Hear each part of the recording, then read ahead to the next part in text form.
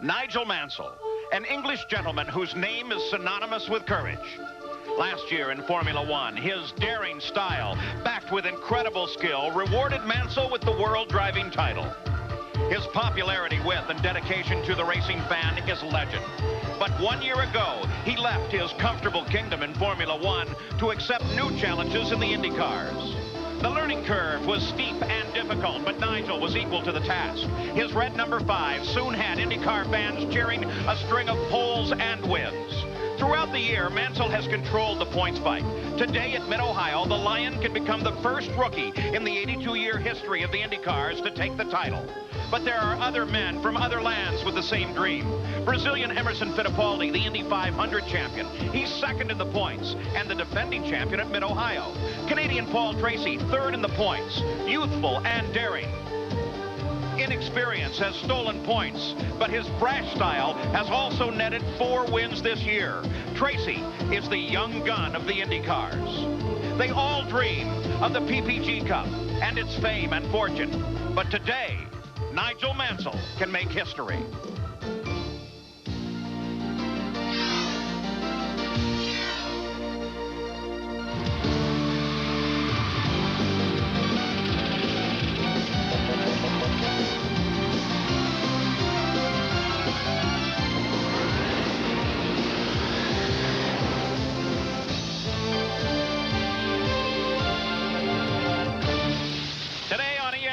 Speed World. From the Mid-Ohio Sports Car Course, the IndyCars are ready for the Pioneer Electronics 200. And the focus today is on Nigel Mansell in the championship. We begin with Gary Gerould.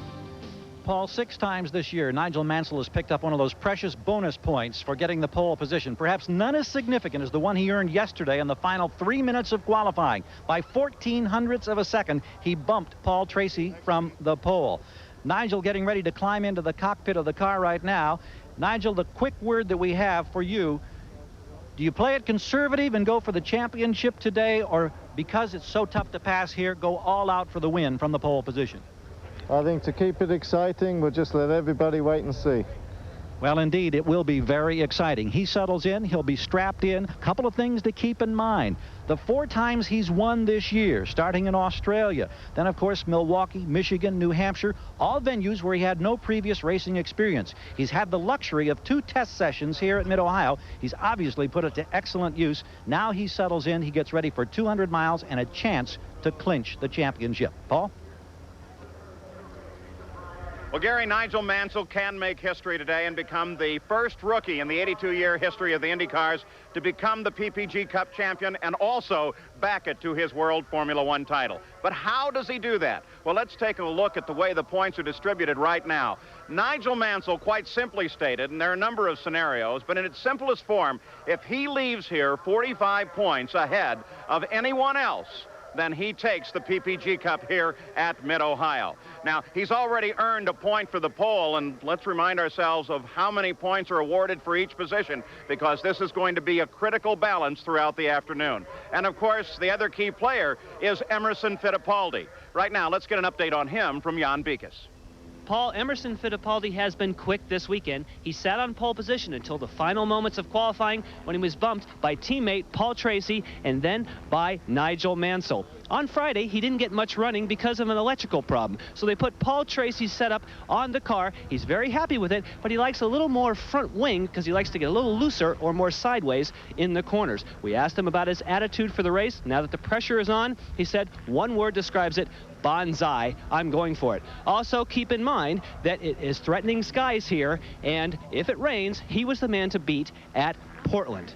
That's where it rained. A lot of people are also talking about the 1994 season. Gary Gerould has more on that. Yeah, no question. Speculation is rampant this time of the year about who's going to be driving with what team next season. So we decided we'd make our own little silly season consensus or poll of the drivers, particularly among some of those whose future seems to be somewhat in doubt. Are we ready yet? Well, I'd like to know who's going where and who's doing what, so then I can make my own plans too. But I'm not at liberty to speak too much, but we're just trying to get through this season, I'm trying to keep all the options open, and I'm probably the most confused of the whole lot. I got 4 options. apart from the team I'm driving for, I guess 3 serious teams that I'm talking to right now. And every day I add another one. Either with Michael Cranifus' new team, You know, there's quite a few car owners. Ganassi. talking to Chip again. Well, I have not signed any contract for next year with any team yet. Maybe Rick Gallus. You know, we're just going to watch and see what happens. Maybe Bernstein. You never know. Well, the only firm offer that I have is to drive a New York City cab for next year. Really, I don't know where I'm going to be yet. Basically, I'm still out there, you know, trying to put together a deal. And I think a decision will be made pretty soon. Whatever I do will be focused on the Indy 500, on the Brickyard. As far as I know, Mansell hasn't signed yet with Carl Haas, so that's a possibility also. So We've got great potential for 94, but it's that time of year. So I think by the time Nazareth rolls around, or by the time we get to Laguna for sure, I think that we would have signed something somewhere. And We should be signing something soon. Well, I don't have a deal yet together, but Definitely going to go somewhere different. I do plan on working in 1994. Are we ready yet? I don't know. Do you? One man who was notably missing from that montage, Mansell, who is so focused on trying to win this championship here today, he declined the opportunity to talk at all about his plans for 1994. The hunch here, I think he's going to be back in IndyCars driving for Newman Haas. Also, a lot of speculation, Paul, about Michael Andretti. He finished on the podium today in the Grand Prix, and people are wondering, was this his last F1 ride? Will he be back? How's that going to figure into the mix? A lot of speculation here in silly season. Yeah, and it's absolutely clear exactly what all those guys are going to do. Now, does everyone understand why we don't do a lot of really dramatic coverage of the silly season? It's named that for a reason.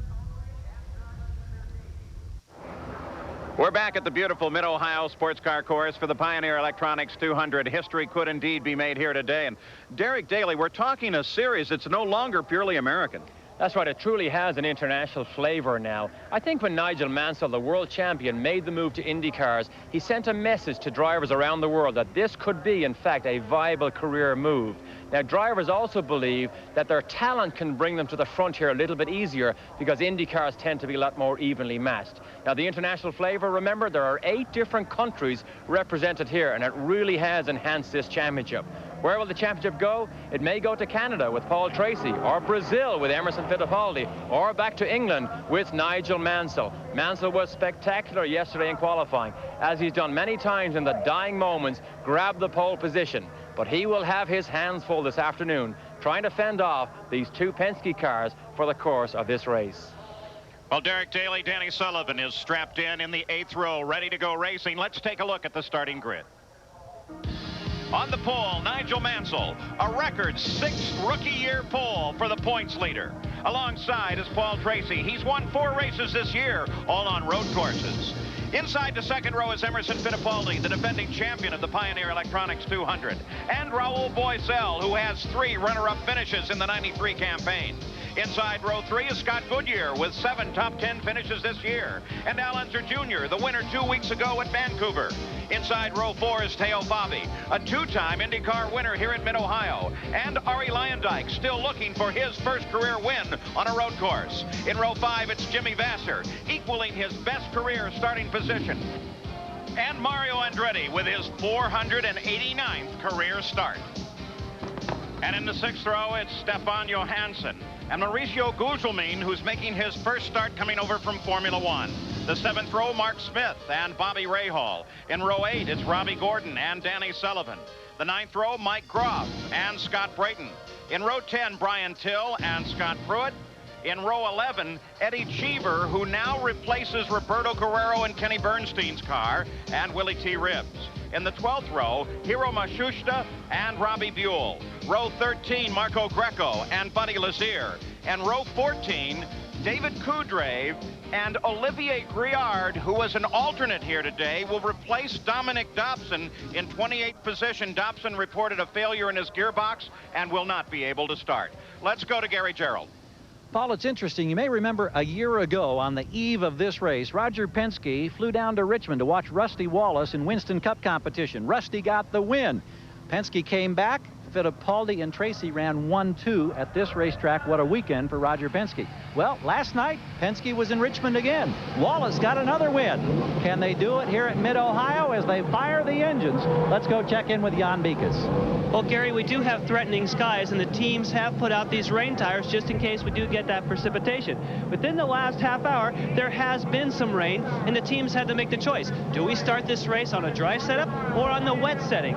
Here at Mid-Ohio, because it's a slow course, they disconnect the anti-roll bar so the car can roll in the dry anyway. That would be a normal change for the wet. Just slapping on these wet tires should do it if we do get rain. Paul? So the IndyCar engines are fired, ready to go. What's this? Paul Newman with a softball. Don't forget, next Thursday in Reading will be Rick Mears' night, where the IndyCar drivers are going to play against the NHRA. The Diggers better look out. Yeah, I know we have some problems with nationalities, but look at Nigel Mansell. And look at that, over the fence. You tell me we're not in great shape? So that's Thursday, all to the benefit of charity in Reading. It's the Rick Mears Honor Day. And we, of course, will have coverage of that event on October 17th, the Rick Mears Night of Champions, as NHRA and the IndyCars battle. Back at the Pioneer Electronics 200, the Mid-Ohio Sports Car Course, as the field circulates on its first of several laps with the PPG pace cars in front. As we take a look at what lies ahead, the pit stop window, of course, very much dependent upon whether or not we run under yellow or green conditions. And as Jan has mentioned to you, there is a possibility of some rain in the area. Also, remember, we start this race over on the backside, coming out of a portion of the circuit called the Keyhole. The pit straight is way too short for a start. The weather possibilities this afternoon, chance of rain, though we have no indication of exactly what that chance is. It's clear right now overhead, though it's heavily overcast, and there has been rain showers pass lightly through the area throughout the day. Onboard cameras today, Nigel Mansell, of course, as you look from his record-breaking position in the front row. We also have them scattered throughout the field. We'll have views, both this view and one over his shoulder. You can see the camera there, Danny Sullivan, who starts back in the 8th row, and that nose cam of Bobby Rahal's car. Remember, this is probably the most experienced driver on this circuit. This used to be his home test circuit. We'll also have some telemetry being transmitted to us from Raul Boycel's car, which has been fascinating in the past, and again, given the nature of this wonderfully challenging road course, should be informative again today. The circuit itself is, as I suggested, challenging, and Derek, it's one that's fairly easy to overdrive, you suggest? I think it is. Bit of an unusual racetrack here as we watch Eddie Cheever has some last-minute troubles hopefully taken care of. But this track demands a finesse and a rhythm, I think, to be consistently fast. Variety of mainly medium-speed corners, but there are sudden and abrupt elevation changes. Speeds down the straight, almost 190 miles an hour during qualifying, with a fairly good passing area as we watch Gugelmin, one of the new international additions here this weekend. And we have some telemetry available here as well. And there you see the telemetry that'll be emitted there. Another Brazilian in the series, and one who has looked particularly strong in this, his first run with the IndyCars. He actually was very good on Saturday morning here. I mean, he went from like 20th, 21st fastest, suddenly vaulted himself all the way up into the top 10. Didn't quite match that in qualifying, but he definitely opened a few eyes and pleased himself in particular. Here, of course, as they come from Bobby Rahal's car out of that keyhole area, we're talking here is where the first movements of the start will take place over on the backside of the race course. So as we take a look at how the Mid-Ohio Sports Car Course is laid out with 13 turns here, Derek, it's one that you've enjoyed. Lots of turns. You're very busy here. What you don't see, obviously, from the map is the tremendous elevation changes. They are abrupt. They do suddenly happen. We'll see great pictures from the in-car camera here. One of the problems, though, is passing back markers, particularly if you catch them on the left side of the circuit here, up and down the mountains or the hills. Here's one of the mountains or the hills right here. So the field now circulates still single file, and many of those areas, by the way, are blind to the drivers. You'll see a yellow flag pop out of the corner station just as you head over the brow of a hill, and you can be in a lot of trouble. Let's get an update on Eddie Cheever's situation. Jan Beekes? Paul, Eddie Cheever has brought the Bernstein Budweiser car in the pits. They had to change the spark box. He had a misfire. They have it changed. He is back out. There you see Eddie Cheever again replacing Roberto Guerrero, and he will replace Roberto for the remainder of this season in that car. Eddie Cheever, whose name's been linked to a number of teams and opportunities for next season, and he has that wonderful ride out of the Bernstein stable at least to the end of the season. So now they begin to get serious. This is a pass down the pit straight into the first turn. The field all moving into position now and beginning to take up its rows of two. The pace car has already cleared the course as they head for the keyhole area, and Nigel Mansell takes control of the field now. And Cheever will not be able to take up his position. He is too far behind. He is still half a lap behind this complete field. But what he will have is tires that are much warmer than everybody else. Oh, Cheever's back in the pit lane. We can see it from here. He is back in the pit lane. Still has that misfire. Yep, as the car comes in, you can just hear the motor rattling. So now they begin to align over on the backside of the course. The field in the control now of Nigel Mansell, the pole sitter. Paul Tracy very expectant alongside as we are ready for a race that could in fact decide the IndyCar Championship. With a surge of acceleration, the green flag comes out, and we're already running at Mid-Ohio as it gets very crowded down to the first right-hander. Paul Tracy sweeps to the outside. Boisel closes in and battles with Fittipaldi. One car spins. Second car goes for the inside. Mike Croft already off there. And that's created some confusion in the field. And look at Nigel. Look at Nigel. What's the problem there?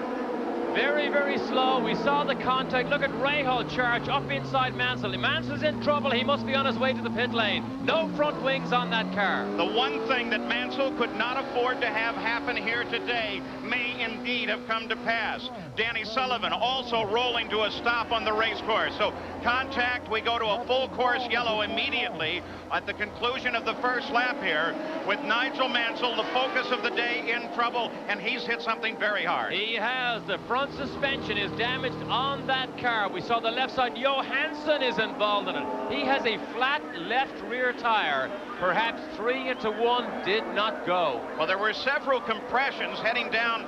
There's a right-hand bend and then a solid right-hander. The Newman Haas team already prepared for the arrival of Nigel Mansell so they can go to work on the car. He is on the pit road now. Scott Pruitt is coming out just ahead of him. By the way, Scott Pruitt in the car that was originally scheduled for John Paul Jr. Gary Gerald is there to watch Mansell's arrival. Paul, we can see that one of the suspension arms on the left front as he comes to a stop is badly damaged. They shut off the engine. The crew immediately came out with a new nose, and they will attempt to repair the nose. But whether or not they can make the suspension change so that they can have any handling of this car is a very, very big question. There may not be clinching a championship in this pit today. Now the crew going to work. We were going to look and see if we could see what they were doing from the onboard camera. We cannot. It's not on the side of the car that matters. But Derek, that looks fairly serious, though they're going to try and change it. And they will have it changed pretty quickly. Remember, they need to get back out before the pace car comes around to stay on this lead lap. That's what they will attempt to do. All right, see if we can tell what happened that's created this most extraordinary situation. Here they were coming down for the start. Nigel Mansell surged into the lead. Paul Tracy moved to the outside as Boisel moved inside of Fittipaldi and picked up third place. Through the first bend. Oh, there's contact right there. There it was, right in the first corner. He actually touches with Paul Tracy. That's what broke that left front suspension. And then, of course, this was a totally separate incident.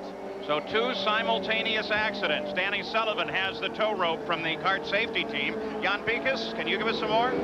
The Gallus team has heard from Danny Sullivan. He was not involved in an incident. The car just quit. They're hoping he can be towed back here. They have spark boxes and electronic battery and so on ready to go on Sullivan's car right now. No fire for Sullivan. Okay, Jan Beekes, now we need some of your expertise from the drivers' meeting. Nigel Mansell roared out of the pits just as the pace car was coming past. He has now passed the pace car and looks like he's going to try to make up that full lap and join the field staying on the same lap. Perhaps you can tell us in a moment, Jan Beekes, exactly what the rule's going to be there, but Gary Gerould has this. Well, we just wanted to make sure that you were aware of the fact that he did get out. They got the nose changed. They tried to handle a bent steering arm in the left front suspension. We'll see how the car handles, but I think that question of position is going to be a significant one, because it appeared from our vantage point when he rocketed from the pits that the pace cars had already gone by. Gary, that steering arm that you mentioned, the good teams have those preset. They don't have to adjust the steering. They literally undo the two bolts, drop the new steering arm in, and they know the steering is set up as the original one was. So Mansell can have confidence in this car. All right, Jan Beekes, what is the rule on the blend? Can Mansell do what he's doing now?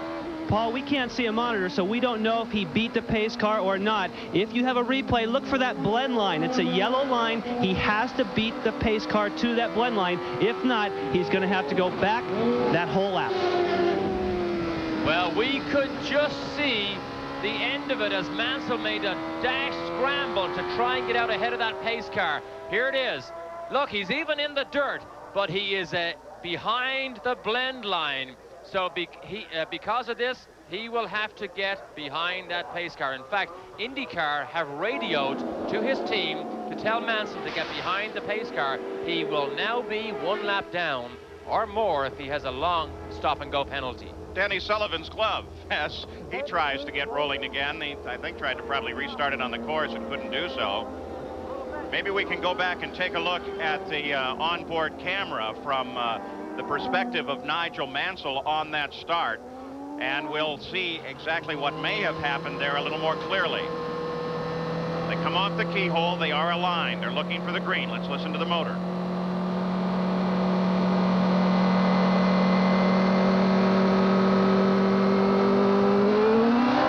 There's the green. You can hear the wheel spin as Mansell jumped away, but watch Tracy. There's the key move there. There's the hit. That was it. And then Mansell immediately starts throwing. That gets all the rest of the field compressed up behind him. But with that slow, there's Scott Goodyear looking for room. Mansell wisely gets out of the way. And they're back in the pits working on that car. Gary? So they continue to work on Nigel Mansell's car, trying to get him back in the fight because he needs every point that he can garner today at Mid-Ohio. Back at Mid-Ohio, yellow flag still being displayed around the circuit. Nigel Mansell back in the pits. The first time in, they got the new nose on. They couldn't change the steering arm. They're in the process of changing the steering arm right now. Engine shut down. We can see the field coming up the hill on the front straightaway. They will put another lap on Mansell now as he sets here in the pits. So a disastrous start for the man who is dominating the championship point standings, who had hoped to clinch a championship today. They still hope to get him back out there, but he's now going to be significantly down to the field, Paul.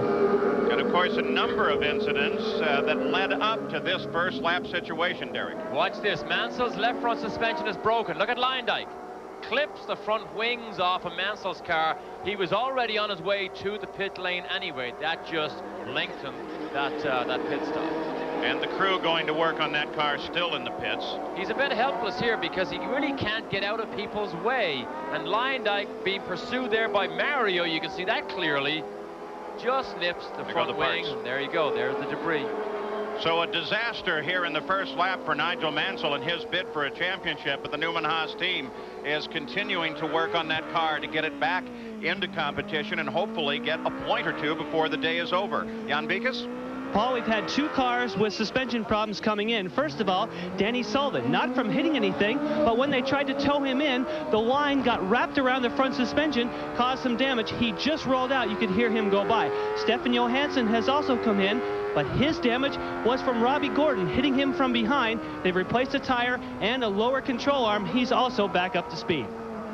Well, and Nigel Mansell has more bad news to face, assuming, as we do, that they will get that car properly repaired, out of the pits, back into the field before we leave this yellow. As soon as they go green, they'll display a black flag to Nigel Mansell for the blend line violation. So it's actually, at this point, not going to matter all that much. Well, at the top of the show, we said he was going to have his hands full with these Penske's trying to beat them. We didn't quite envisage that type of contact and that type of problems for Mansell, but that's the way it has unfolded so far.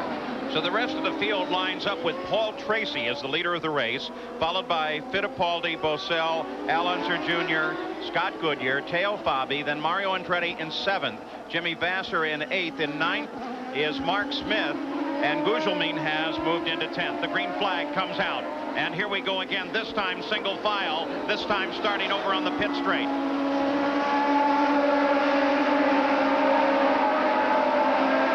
As they come back up to speed, Nigel Mansell is back on the course, but of course he will see the black flag very quickly come back in for that stop and go. There's our two main championship contenders against Mansell, leading here 1-2 in race conditions. This car has been very good, but look at Boesel with the challenge on Emerson. Raul Boesel moves to the inside, very close together, almost touch tires. Emerson holds him off. Al Unser Jr. closes in on Boesel. Emerson was forced to take the inside line there and make things very difficult for Boesel. Luckily, Boesel realized and read it quick enough and decided to back out of it in this early stages of the race. Paul Tracy runs alone. You saw the interval back to second place, Fittipaldi, and then the lineup behind him, Boesel, Al Unser Jr., now joined by Scott Goodyear, Teo Fabi, and Mario Andretti. They are all right together. Al Jr., one of his best qualifying positions, qualified 6th, had that grin again after qualifying, that confident look when he knows a racing car feels good under him. He feels very confident as this race unfolds. He will be a major challenger. Nigel Mansell just took the green flag ahead of the leaders over on the pit straight. At that moment, I didn't see a black flag out at the line, but the indication is he will see one fairly quickly. And here's the drag race again that we watched earlier. Boesel versus Emerson. He's a little bit further behind this time, so I'm not sure that he can make a legitimate passing attempt. Look at Goodyear. Al Unser Jr. and Scott Goodyear battle for 4th while Boesel tries to sweep to the inside of Fittipaldi, and there goes little Al past Goodyear. He has 4th. There's lots of room down there at the end of that straight. If you can't get it done inside, maybe you can try and go side by side around the outside. If you can get up the hill on the inside, you are in good shape. Have to be careful, though, because it is an off-camber corner. That can throw the car right off the course, as throughout the preliminary events, we've seen a number of incidents at that very location. Paul Tracy still in front. This battle around Goodyear broken off for the moment.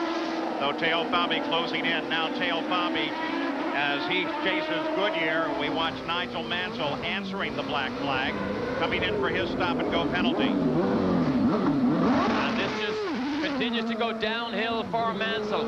All the mechanical problems, all caused by two cars wanting that small piece of ground in turn 1, and all this trouble happens. But now he's going to be in a real fight.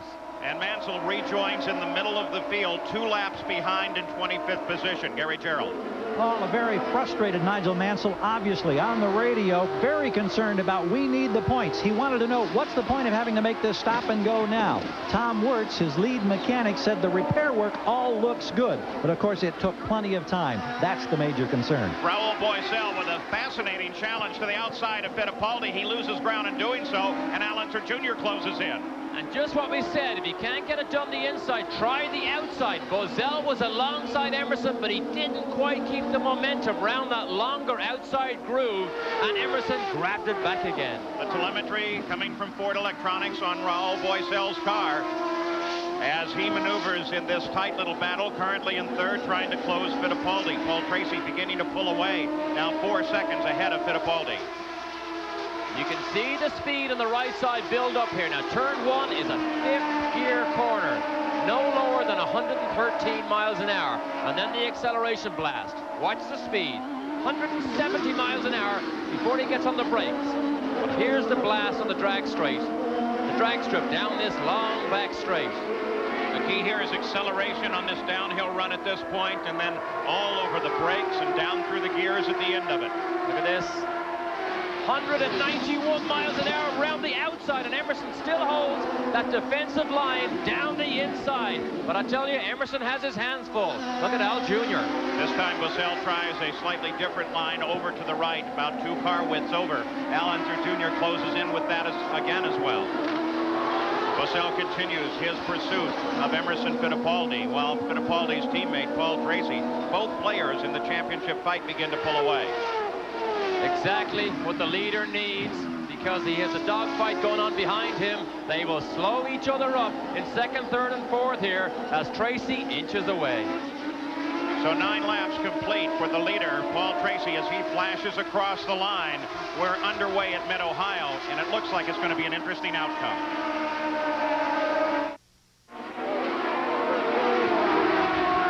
At the Pioneer Electronics 200, the Mid-Ohio Sports Car Course, Paul Tracy seems to be running about a second a lap faster than everyone else. Here is the interval leaderboard.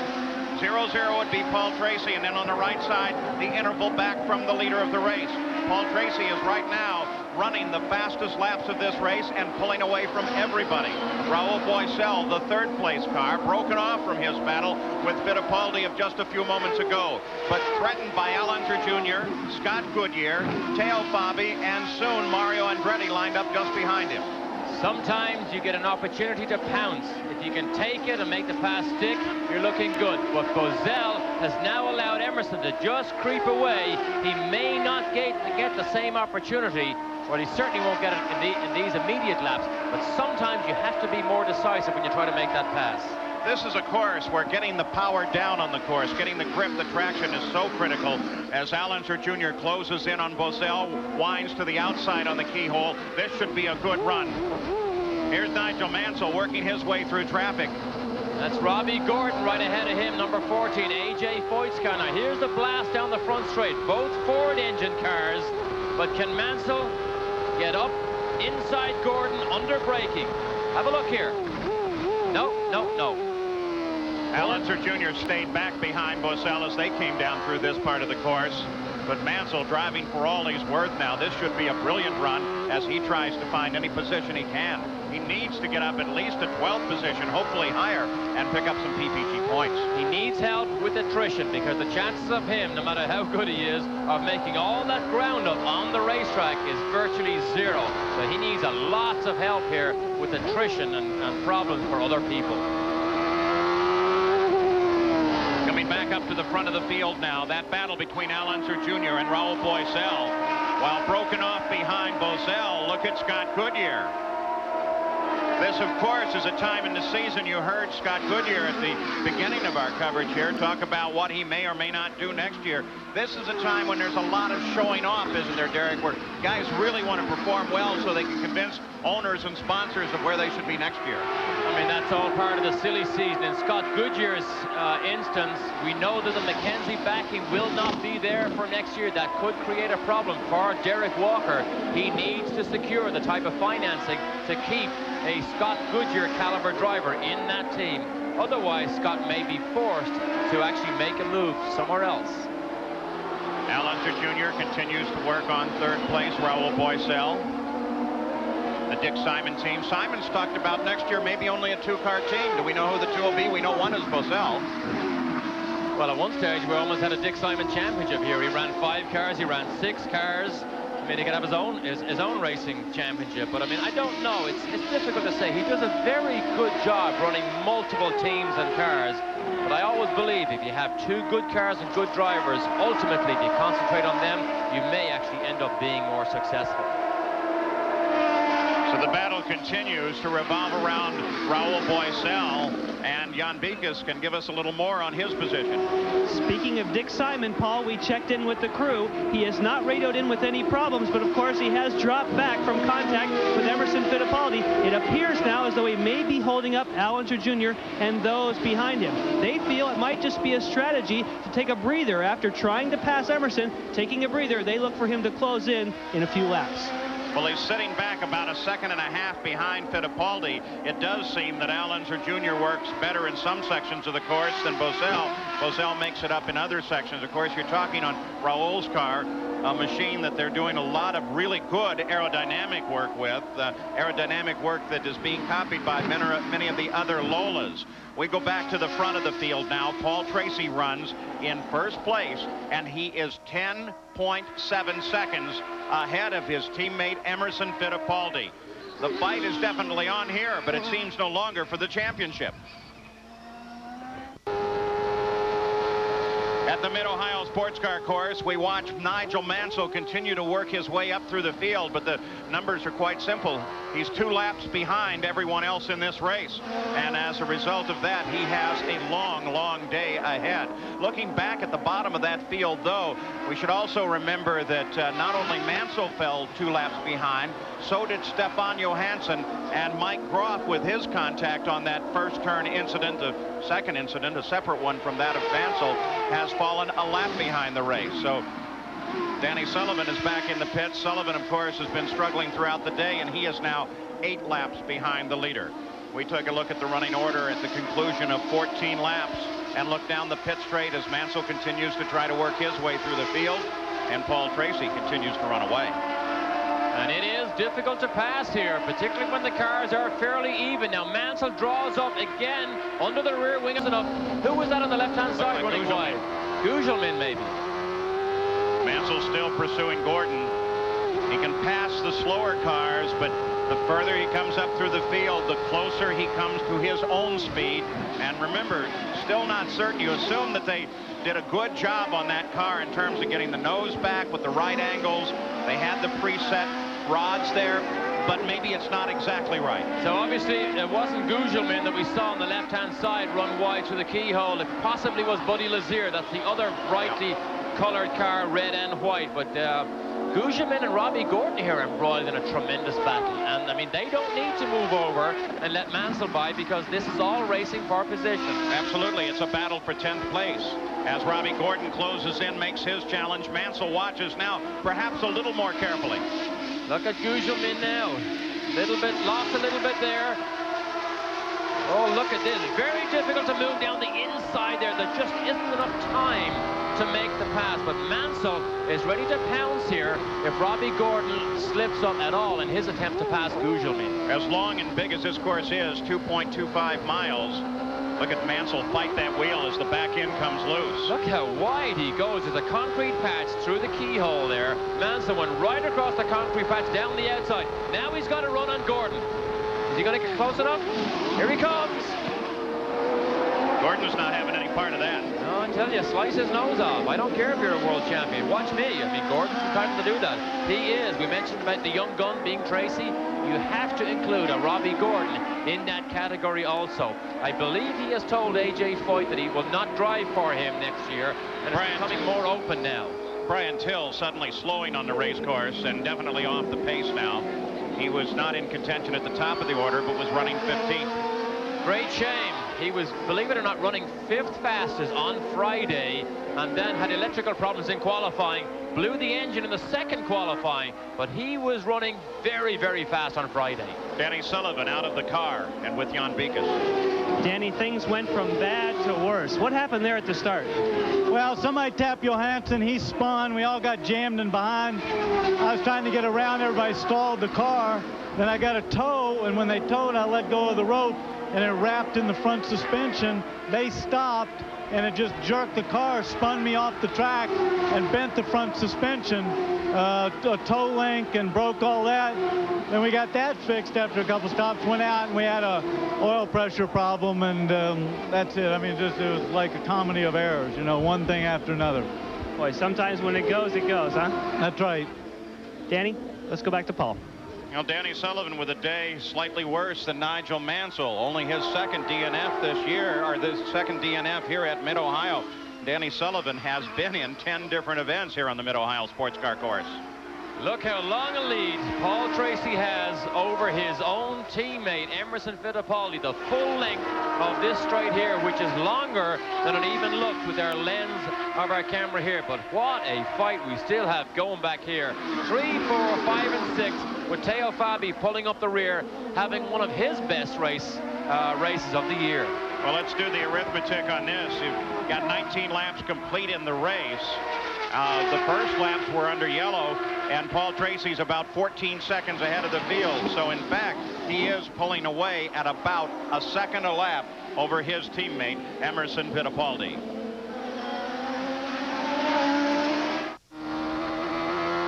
Paul Tracy just blistered a lap off at 114.6 miles an hour. That's by almost a full mile an hour faster than anybody else on the course. We're continuing to monitor this battle that goes on between Nigel Mansell and Robbie Gordon. This was just a few laps ago.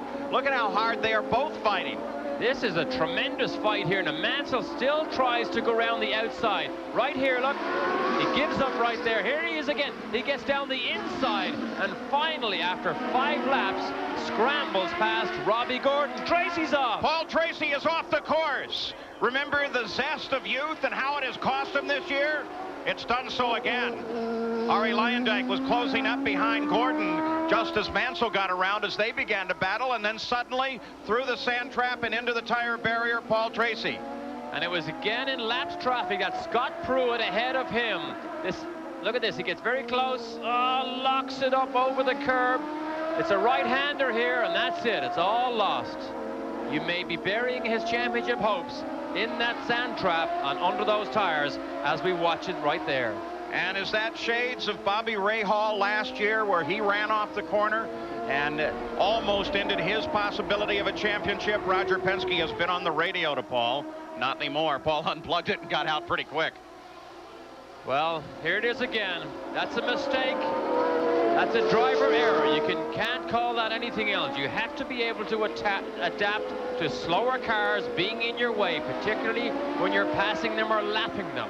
That's something he must do. He just threw away another race win. Well, that creates a battle back at the front of the field, as Fittipaldi is now sitting about 7 seconds ahead of this battle, and this is now a battle for second place between Boesel and Alonso Jr. And it has also opened up the championship, because Emerson now could possibly be in a position, well, he is right now, to get winner's points, and Mansell has yet to get in a position to score any points. Well, given the current positioning, we could leave this race with Mansell still at the front of the order, but he would lose 20 precious points to Fittipaldi. That's assuming it stays the way it is, and we're not going to begin to make that assumption.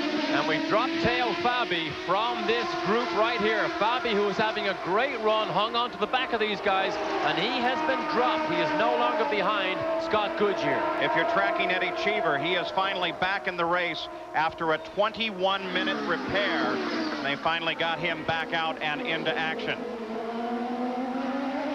We watch the battle for second. It continues on. Now here we have Robbie Gordon battling with Arie Luyendyk as they start to chop at one another as they move through traffic and continue their battle now for 9th place. They all moved up when Paul Tracy came off. Here's Mansell now. Mark Smith is the next attack point here. He comes down the inside, and we do hear you can see rain. Some drops of rain on these camera lenses now. Whoa, you think this was interesting before? What's going to happen now? That will open up some difficulties here. Oh, look at this. Gugelmin, Robbie Gordon, and Luyendyk all embroiled in a battle here for position. Gordon has not been able to pass Gugelmin. Three-way fight for 8th, and they close on Mark Smith in 7th. Yellow flags out there for Paul Tracy as the IndyCar safety team comes to get him off, and it looked like Teo Fabi off the side. Let's go to Gary Gerould, who's with Stefan. After a 3rd place finish at Vancouver in the last race, Stefan Johansson, this has been a very difficult day. The contact early, and now you're out of the car. I understand there was a problem with the gearbox or the shift linkage. Yeah, I think it was a legacy of that. Got hit by Gordon in the start on the first corner. He spun me around, and he probably hit the gear link, the shifter mechanism, and that eventually broke. It's been really tough, I know, this year, and the team was on a roll after getting that podium finish. It's got to be so disappointing now. Yeah, the car was running so well today. I think I was the quickest car on the track, when we stopped. And, if we'd been running properly, I think we would have been in good shape now. Sorry you're not still out there. Thank you, Stefan. Okay. Paul? So with rain in some sections of the course, boy, take a look at this as Gugelmin sweeps inside. Gordon continues his fight. But Gugelmin gets around Mark Smith. What a nice run he's giving that car. This is the car that's had many drivers looking. And here comes Robbie as Mark Smith tries to hold him off. Arie Luyendyk closes in. The battle here is for 7th. I was going to say Gugelmin's car is the one Eddie Cheever drove in the last race. This is also the car that Lynn St. James drove to good effect, particularly at the Michigan 500 earlier this year. So is potentially Gugelmin the next Stick Simon driver for all next year? Team, there's Teo Fabi back under tow. Maybe they'll get him back rolling again. Having one of his best races, look at Robbie Gordon. Has that baby sideways under acceleration out onto this front pit straight. Robbie Gordon and Paul Tracy may be two of the most exciting drivers to watch in this series. And Gordon thinks absolutely nothing of pitching the car totally sideways and going through the corner. Scott Goodyear comes around Al Unser Jr. and picks up third place as a full course yellow comes out for the second time today. He just got the pass handled in time, I believe. Yep, just ahead of the yellow. Just ahead of the yellow. And he did it the hard way. He went round the outside of Al Unser Jr. You've got a combination of factors here. You've got some rain on some sections of the course. You have the fact that there are several cars under toll. You saw Teo Fabi just a moment ago. They want to get this course cleaned up and get everybody back in line. So the yellow flags fly, two of them at the start-finish line. And here comes Emerson Fittipaldi into the pits. Jan Beekes waits for him. Fittipaldi stops it right on the marks. He has radioed in. We said at the beginning of the show, he likes a little more front wing to make the car loose. Watch for them after they change the tires. They're going to take some of that wing out. The car's too loose. There he goes. One, half. Okay, one turn on each front wing. The car's down. Emerson Fittipaldi underway. 13.8 seconds and Fittipaldi's back into the fight. You see both Mansell and Nigel Andretti coming in. There goes Al Unser Jr. in and out in 12.2 seconds. And the real key here, though, is no one seems to have decided that there's enough moisture on the circuit to go to rain tires. And I believe Al Jr. in that session of pit stops may have got that position back from Scott Goodyear. Arie Luyendyk, he comes back into the fight. Got a glimpse there of the speed gun. It is not the official reading. It's a reference reading that tells these drivers how close they are to the 80-mile-an-hour limit.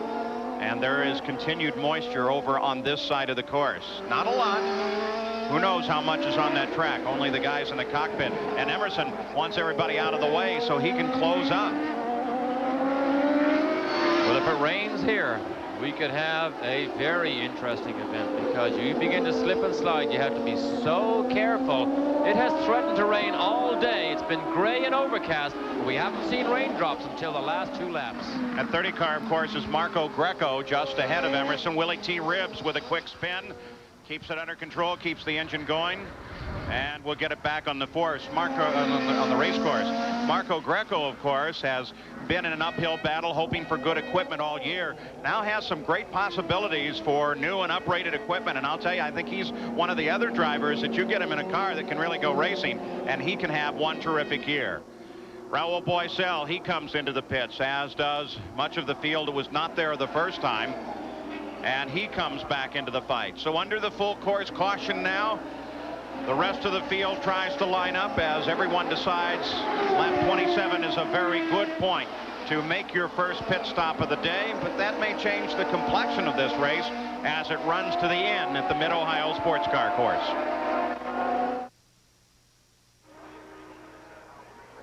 The IndyCar safety team trying to get a little extra protection behind the tire barrier for Paul Tracy's car.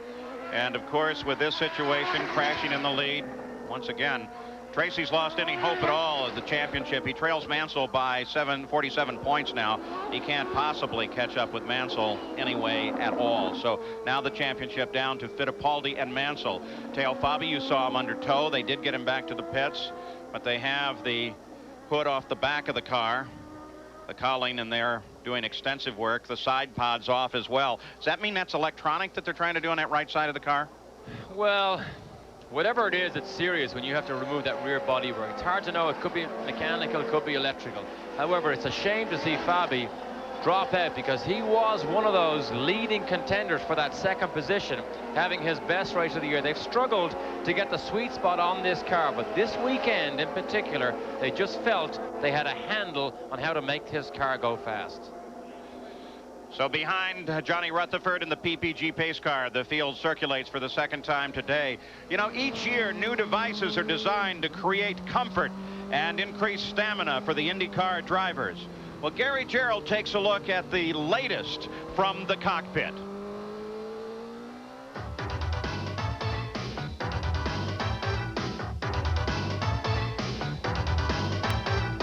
The latest wrinkle in creature comforts for drivers of Indy cars relates to a unique new design of a custom steering wheel.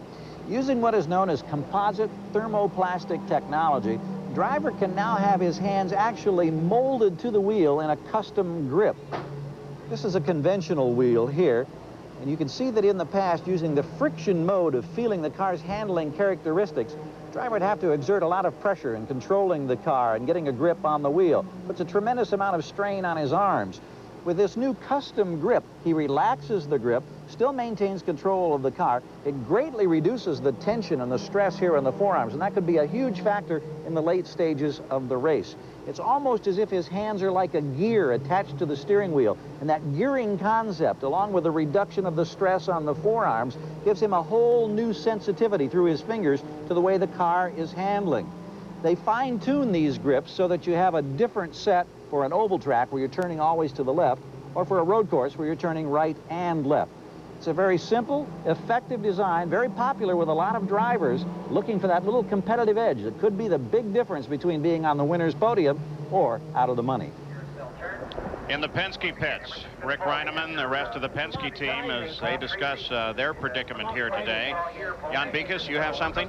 One of the things they're discussing is they have 2 lap cars in front of the leader, Emerson Fittipaldi. Roger Penske himself sent a representative down to Greco as well as Till to let them know that Emerson is behind them. Now we see it's just Greco that's ahead of Emerson, to let him know exactly what he wanted Greco to do so that Emerson can get a flyer on the restart. Yeah, and of course, the reason Greco is in front of him, he actually made a pit stop earlier than this yellow flag, so he doesn't need to stop. Paul Tracy's made it back to the pit area. Gary Gerould? And in fact has had an opportunity to try to cool off and talk to his crew and get out of his driver's suit. I know this has to be tremendously frustrating for you, Paul. It's heartbreaking, really, to be in a commanding lead and, come up on lap traffic and, guys stopped all of a sudden in front of me. I didn't have any way of slowing down and just had to get 2 wheels off in the grass to avoid hitting them, and then it was just skated away. The grass was a little bit wet because it started to rain. How difficult is it for a young driver such as yourself now to dismiss this and get on to the next race and try to forget about this tough day? Well, championship's over now, so I guess all we've got to do is try to keep our position and throughout the rest of the year. So tough to move out of this one, but we'll be back next week. Well, there's still 4 very positive weekends with 4 wins in this learning curve. We wish you better fortune next week in Nazareth. Thanks. Paul? The disappointment so obvious in those active eyes. Paul Tracy's car being taken back to the paddock area, and it will be loaded onto the trailer and made ready for the run at Nazareth. Well, here's how they went into the pits and how they came out. Rosell suffering the most, and as you mentioned, Al Unser Jr. with a great cycle into his pit stop.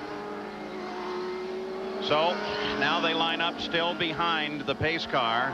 Marco Greco going to be a key player here. One would presume that he will get out of the way very quickly when the green flag comes out again. And we'll be back as we continue to watch the yellow flag fly in the Pioneer Electronics 200. At the Mid-Ohio Sports Car Course, we continue to be under the second full course yellow of the day, though we expect to go back to green flag racing very quickly. And when we do so, we expect a great deal. Nigel Mansell trying to move up through the field, gain a lap back, get back in contention, get a point. At the same time, Al Unser Jr. is coming up through this field. We're looking for him to do something. And let's go to Gary Gerould. Well, they had new suspension parts on Theo Fabi's car this weekend. Jim Hall and the team very optimistic coming in. Electronic problems, we understand. And while we watch the crew, if we've got just a quick moment, Jim Hall is here. Jim, how frustrating. It is electronic gremlins? Well, apparently the engine just shut off. So it appears to be electric, and we have changed all the parts up to this point. We haven't found it, so it may be in a wiring loom somewhere. We're not sure.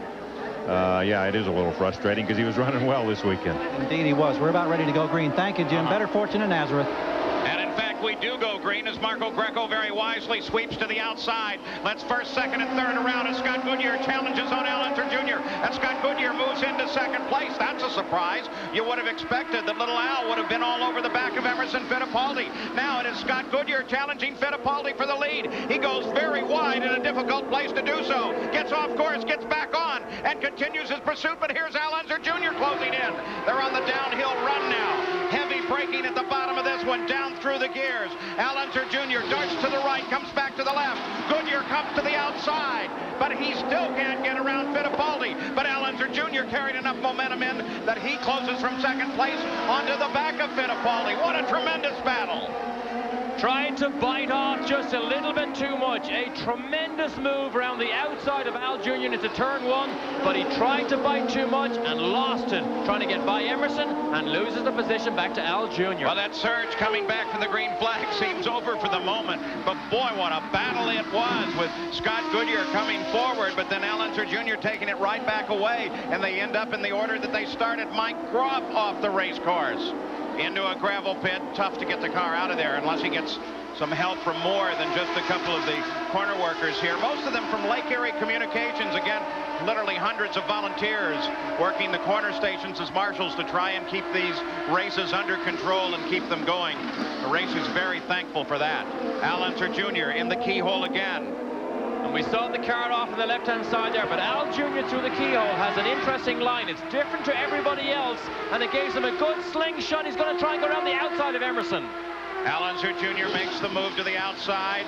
Fittipaldi protects the position, sweeps a little out before he comes in. But look at little Al as he comes to the inside. Very difficult off-cambered corner. And Fittipaldi comes out to the edge of the course and keeps little Al back. Give me half a groove and I'll try and make it wide enough. Al Jr. was so confident after qualifying that this was a good racing car. He needs, though, to get the job done early in this run, because the Penske, as the laps go on and the fuel load lightens, just seems to edge away from the lowland. You can see the battle first through fourth as pulled away from the rest of the field. Fittipaldi, Unser Jr., Scott Goodyear, and Raul Boesel. Jimmy Vasser is running in fifth place right now, though the indication is that they will black flag that car for a pit violation. Now watch Al Jr.'s line here as he goes through the keyhole. Emerson stays tight. There's a concrete patch on the inside. Emerson goes inside it, and Al Jr. goes to the outside of it. Didn't go as wide there as he normally does, but he likes to stick his outside wheels outside the concrete patch. Here he goes again, another run. Al Unser Jr. to the outside now. Goodyear and Boesel wait station. Little Al tucks in behind. Looks like he's going to the right. He's trying to get around the outside. Oh, He does. He touches with Fittipaldi. Hangs on to it. Gets back on the course. Comes back in third, but clips his wing. He clips with Scott Goodyear. Comes in behind Boesel and keeps going. Incredible. Bit off more than he could chew there. We saw exactly what he wanted to do. If he held station round the outside of Emerson, he was on the inside of the bottom of the hill. That's where he could have made the move. Emerson moved all the way over. There was contact, and that was it. Al Jr. will have to go to the pit lane. Emerson gave him the room necessary. Little Al couldn't hold on to the car right there, though I have to admit it was a pretty skinny car width that was available to little Al on the course. As Al Unser Jr. heads into the pits now to get repair on the nose wing of that car. He's a fighter. He is a fighter all the time. Gary Gerald's right there. Indeed, the left front nose wing gone. They'll replace the entire nose. The crew immediately got the spare out over the wall. They keep the engine running, which is a little bit surprising. He had a magnificent 12.2-second pit stop that enabled him to get up into that second position, challenging Fittipaldi. Now they strap the new nose on. They'll bolt it down. And boy, I tell you, this crew is really doing a terrific job of hustling. Let's check in with Jan Beekes as Unser continues to get service. The other car involved in that was Scott Goodyear. We checked with Derek Walker. He says, I just saw it on the monitor. I have heard from Scott. The car is fine. He did not have the kind of damage that Al Jr. did. And right behind Scott Goodyear is now Boesel closing in a battle for second place. As here's that situation again. Wheels are interlocked, and Al Jr. knew that he was out of road. He took across the curb, down the grass. But watch it here, right here. Now he's out of control. Slices the front wings off Scott Goodyear's right rear. Scott Goodyear was lucky that he did not slice that right rear tire and also have to make a pit stop. Does that put you in mind of the '89 Indy 500, Fittipaldi and Al Unser Jr.? That contact was good for $1 million to Fittipaldi in his first Indy 500 win. By the way, Jimmy Vasser did answer a black flag for a pit speed violation. In doing so, he dropped out of fifth and fell back through the field to 11th. That brought Mario Andretti up into fifth place, followed by Lyondike, Ray Hall, Gugelmin, and Brayton and Ribbs rounding off the top 10. The action is continuing here at the Mid-Ohio Sports Car Course. Emerson Fittipaldi with Scott Goodyear right behind him and trying to close, while at the same time Raul Boesel sits in third trying to close Goodyear. But for the moment, it's 1, 2, 3 broken off from the battle, and absent the position of Al Unser Jr., who had Gary Gerould one incredibly quick stop for major repairs. Paul, I have never seen a nose change so quickly. Here's the damaged nose. You can see where the left front wing was sheared off. But look at all of these bolts. There are 10 of these all the way around. They took those out, strapped a new nose on, bolted it in place, and they did it in 37.3 seconds. I think that is just astounding, Paul. Owen Snyder and the Gallus crew deserve a pat on the back for that one. Maybe an extra round at the end of the day bought by Little Al. But Little Al did everything he could. If we can, we'll take a look at that situation again. Arie Luyendyk is now closing on Mario Andretti. And by the way, Nigel Mansell now runs in 18th place. Another 6 positions if he can pick him off. And he will be up at least in the PPG point contention. We look at the running order after 36 laps. Watching Mario here, spoke to him after the warm-up this morning. He's struggling with the rear suspension of this car to get it to feel like he wants it. In other words, he doesn't have the confidence in the car, in the rear suspension in particular, and he has chased this same problem for race after race, and it is hampering his progress in qualifying in particular, because Mario has been a little bit off the pace, more so than we're used to seeing him in the last 2 or 3 races. This is a battle for 5th place. Nigel Mansell was saying throughout the weekend that the Lolas are very sensitive to this race course, especially some of the surface changes from concrete patches over to asphalt. Derek, let's go back. We'll keep an eye on this battle, but it's broken off for a moment. Here's that situation in the fight for the lead. And I think Emerson believed that Al Jr. would back off just like he did the lap before. Al Jr., of course, wanted Emerson to stay tight and just stay alongside and go down the inside. He literally ran out of room. And Al Jr. hits the curb, the car takes off, and that's it, down on the grass, and it's all over. Probably lucky that he didn't actually do more damage, because look at Goodyear. I mean, he was lucky he didn't T-bone Scott Goodyear and take both cars out with serious damage. Yeah, because the car only now is really coming back under control. Is it? Certainly no control when it's off in the grass. Yeah, I can guarantee you, when Scott Goodyear saw the possible T-bone coming up, he would stay as wide as he dares without getting up onto the marbles himself and just hope that he misses them. And just about did. And close his eyes? And close his eyes. So Arie Luyendyk continues his pursuit of 5th place Mario Andretti. Emerson Fittipaldi has a 1.7 second lead on 2nd place Scott Goodyear. This is where the fight is in the field at the moment. Both Ford factory drivers here, they enjoy all the Ford developments as this engine goes through its development cycle. They have it a little bit earlier than everybody else, which is good and bad. Good because you have it, bad because sometimes it breaks. Not very often, though. But both enjoy the full support of the Ford factory program. Beginning to loom in the back of the picture now. You should see him in a moment here. Behind this fight, there is Bobby Rahal. As Luyendyk moves to the inside, Mario sweeps across, won't let him have the place, but now Rahal is closing in on this battle. This battle here will be a good indication of drivers knowing each other's style. Luyendyk knows exactly how hard it is to pass Mario. He will not stick his nose down under to try and make a pass unless he can get all the way alongside, because he knows Mario is a late breaker and will chop the nose off anybody that comes down the inside unless the pass is made decisively. Of course, on the other hand, as we keep Rahal in mind, he probably has more miles on this course than any other driver in the series. For so many years with Jim Truman, this was his home course. He's tested extensively here. I don't imagine there's a crack or a dip or anything on this track that Rahal doesn't know. And of course, he's had lots and lots of success here in the past. Loves the racetrack, as you say. In fact, he was the winner here in '85 and '86. He'd like to add '93.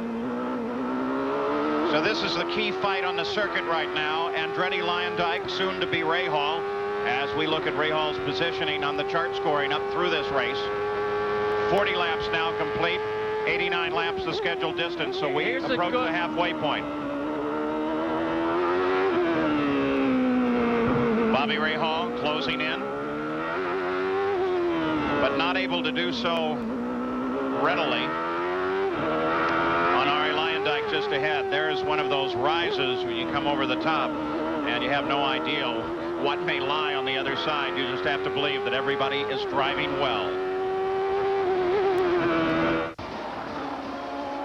have a spectacular afternoon underway. There's been so much action here in the very early going. In fact, on the first lap, Nigel Mansell, who could have clinched the PPG Cup and the IndyCar Championship here, involved in contact, damaged his car severely at the front. The crews made repairs to the suspension and the nose, got him back in the fight. The lead of the race went over to Paul Tracy, but then Paul Tracy got in trouble and went head-on into the barrier. He's out of the race. That gave the lead of the race over to Emerson Fittipaldi, who currently leads this race by about 2.5 seconds. Scott Goodyear is second. Raul Boesel is third. Al Unser Jr. was up there in the middle of that fight, but at the moment, he's in trouble because he clipped a wing off of his car. Now, Derek, let's go to Bobby Rahal's onboard camera. This is the keyhole. Second gear, third gear, sometimes in a 6-speed gearbox.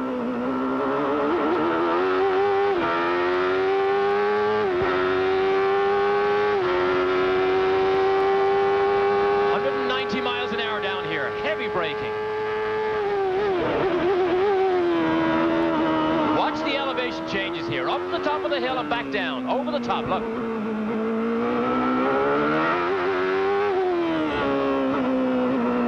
Now over the top of the hill again. Oh, and you hear the wheel spin? Car got light. Another hill.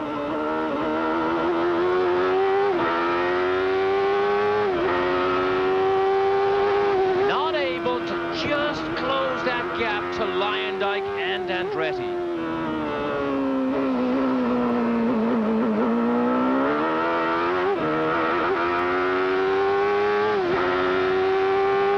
Turn 1 is 5th gear. Here, play with the throttle. And pick 6th. Back to the keyhole.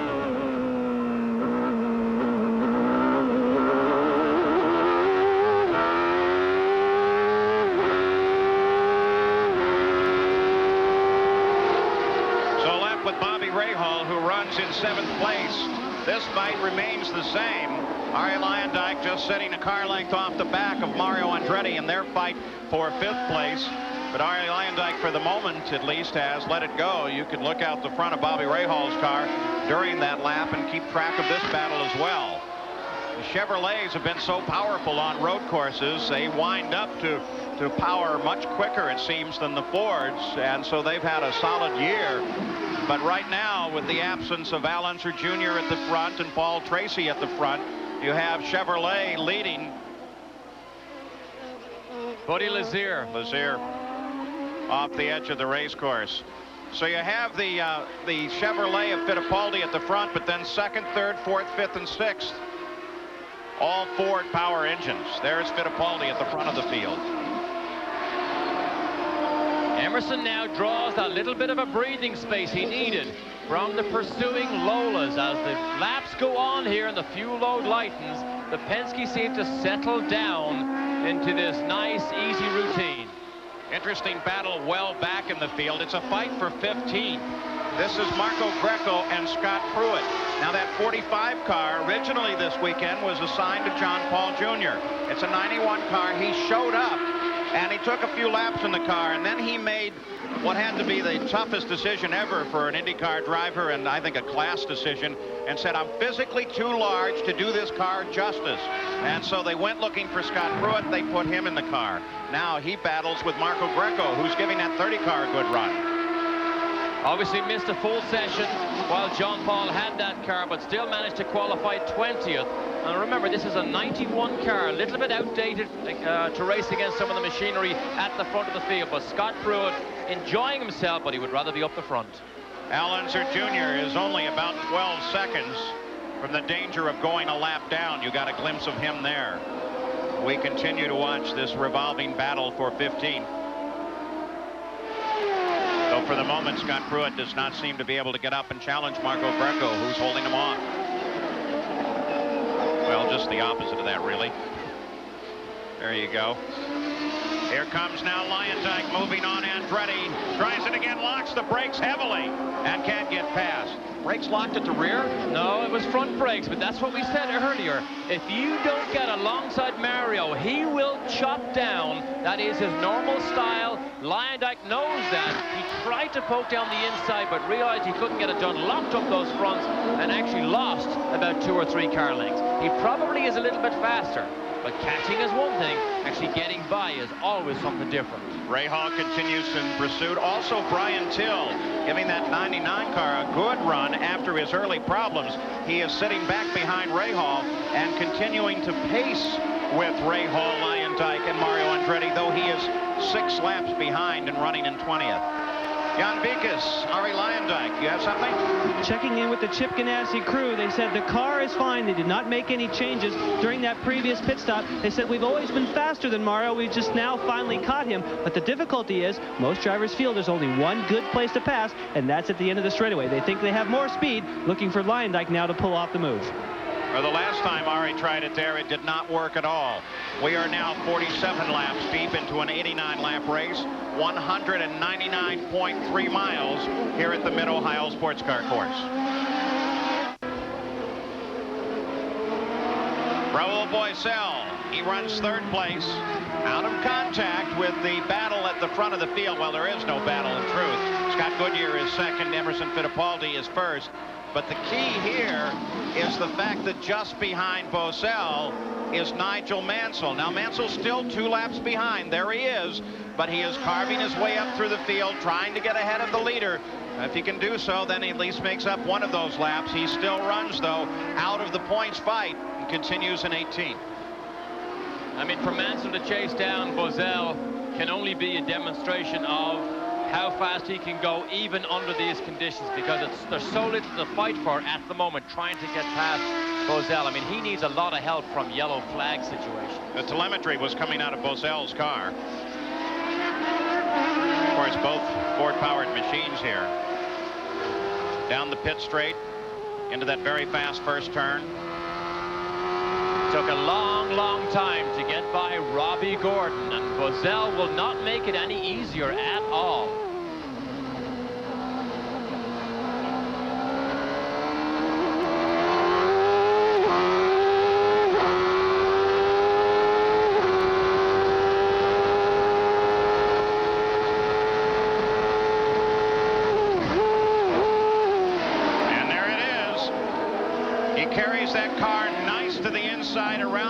Boesel, of course, knows that this is not a battle he particularly should engage. No, certainly he does not need to have any contact with a Mansell. So if he saw him making the lunge down the inside, the clever, sensible thing to do for Boesel is just to let him go on his way. Update now on 4th place, Robbie Gordon. Gary?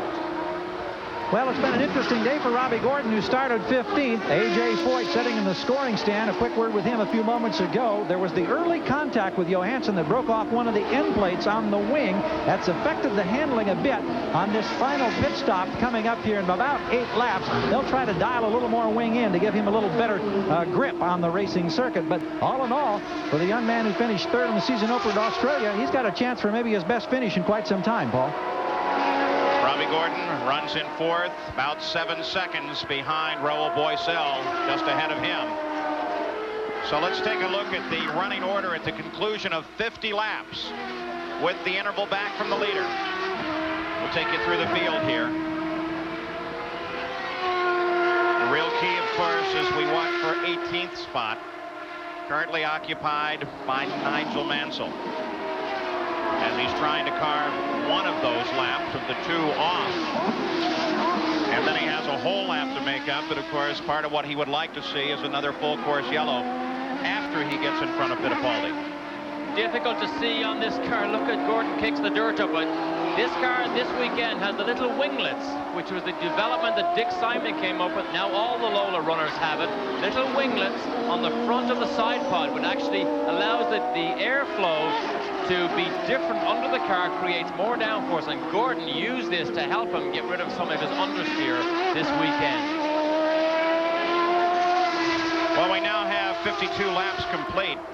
Let's go up to Bobby Rahal again. Rahal runs in 7th place. Right now we're looking at a car propelled by a Chevrolet engine, but the announcement this weekend is definite that all of that will change. We're talking Honda power in this car for next year. Great to see another manufacturer take their product onto the racetrack and do battle with the Chevrolets and the Fords. Lots of speculation as to whether this would go ahead or not. There was some argument about the rules. However, Honda said yes, it will pitch its hat into the ring, and we all eagerly await the anticipated first runs next year in next year's cars. Of course, they've tested that engine extensively in a car this year. Mike Groff driving much of the testing, including at the Indianapolis Motor Speedway. And the spies that sneak out to those tests say that the engine sounds drastically different. I asked Honda, well, why does it? Not a chance of them telling us. It's just a 161 cubic inch turbocharged engine, and that's it. So now Fittipaldi begins to encounter some traffic with pit stops flying ahead. Jan Bikas, how soon? That's right, Paul. 5 or 6 laps from now, we'll see cars on lap 58 or lap 59. That first full course caution that we had made teams pit 2 or 3 laps earlier than they hoped. You know you can only go 30 laps at the absolute maximum. That means if they stop at 59, they have to get all that fuel economy. As they closed up on Mark Smith, you saw that Scott Goodyear really picked up a tremendous advantage, closed right down to the rear wing of Emerson Fittipaldi. And now Scott Goodyear tries to work that traffic to his advantage. And Goodyear has nothing to lose. He's not in this championship fight. Emerson has to be a little bit cautious, because remember, this is falling his way at the moment with Mansell being out of the championship fight. But he's got to be careful. It's actually allowing Goodyear to close up here. Scott Goodyear, of course, one of those that you saw at the beginning of the coverage. Look at this. Boy, look at the situation here with Goodyear substantially faster on the last lap. Might be a little misleading considering the fact that they were running in traffic, but Goodyear very definitely putting on a charge, and he's a fellow that wants to try and show off here in the last couple of races, because that McKenzie sponsorship goes away at the end of the season. And that was a very close call with Machusta, because I'm not sure he saw Emerson go down the inside. We saw Machusta turn down. He realized Emerson was there, and then he altered his line and came back up again. That could be a hard stopper for the Penske driver. So the fight here has come back to the front of the field with Scott Goodyear in a very solid pursuit of the defending champion here at Mid-Ohio, Brazil's Emerson Fittipaldi, who for the moment has picked up not only the lead of the race, but an advantage in the championship fight.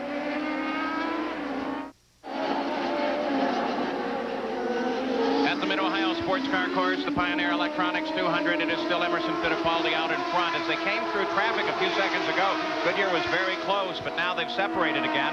Marco Greco was in front of both of them, very wisely got out of the way and let the leaders come through.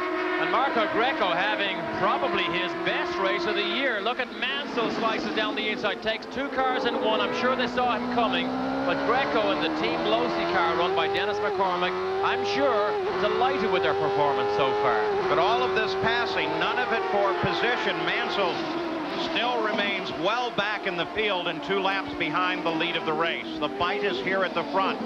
Fittipaldi, who came to this track pretty well out to lunch on the setup, finally asked Paul Tracy's team, what are you doing with the car? He took Tracy's setup, and that immediately put some speed into the car. Tracy, of course, led in the early going here, but now it is Fittipaldi, after Tracy's spin off the course and ending his day, that leads, but he's being strongly challenged by Goodyear. And Emerson Fittipaldi now locks up the bonus point for leading the most laps in this race in that badly needed point. He needs anything he can get. If they would score the race as we are right now, then Mansell will still lead with a points lead, but 169 points to 156. And so Mansell, because of that mistake early in the race, will fall 21 points behind from where he was when he came into this day. There's Fittipaldi as we look at the Valvoline race recap after 55 laps. Tracy and Fittipaldi, the leaders. So the Penske team very powerful on this course. Cars out of the race. Pretty critical key names there. So back watching the leader, the 4-car of Brazil's Emerson Fittipaldi. When Emerson gets clear road, this car is clearly faster. The last lap he did was 115.6 miles an hour, over almost a mile an hour quicker than Scott Goodyear. So in clear air, in clear racetrack, Emerson does have the measure of Goodyear at the moment. 57 laps complete. 31 laps since Emerson Fittipaldi made his last pit stop, so we will keep an eye on the Penske team to see what they will be doing. Scott Goodyear's team has decided it's time already to come in. Jan is there. Goodyear comes in, and they will have to take on every bit of fuel on this car because he's going to have to go 31 laps. The tires are changed. They're waiting. They have to take all this fuel. That's a long way to go. He's down. Everything's done. They didn't make any changes. Scott Goodyear underway. Let's go to Gary. Robbie Gordon has just come in on this sequence. We just got a call that Emerson Fittipaldi will come in also on the next time by. They service Gordon. He was running in 4th place on what should be the final stop, but it's going to be very, very close in terms of is there enough fuel to go the remaining distance. Real close, Paul. Mario Andretti also came into the pits, as did Raul Boesel. You saw that Mansell was lined up behind Scott Goodyear on the racetrack, continuing to run at speed. There is Gordon coming back out, and he picked up a position coming out of there as the pit stop more efficient and got around Boesel. Emerson Fittipaldi leading the race, but Rick Reineman of the crew is waiting. He's the chief. He'll keep track of the right front of that car, as here is Fittipaldi on the pit road, Gary Gerould. We watch with the crew. The nose is in sight. He slides in full hot. Has to hit the brakes hard. There was concern about temperatures, but it looks like it is stabilized. He's able to get in one more lap than some of the others. That could be critical if they get the full 40-gallon complement of fuel in. Fittipaldi hoping to win here for the 3rd time. He's down. He's rolling. 15.7 seconds for Emo.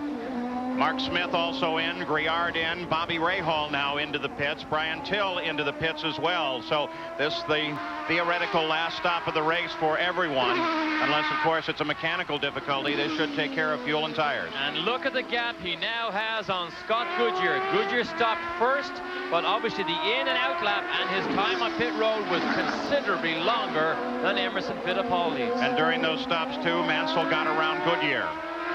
So now if he can get around Fittipaldi, he gets himself 1 lap behind the lead of the race.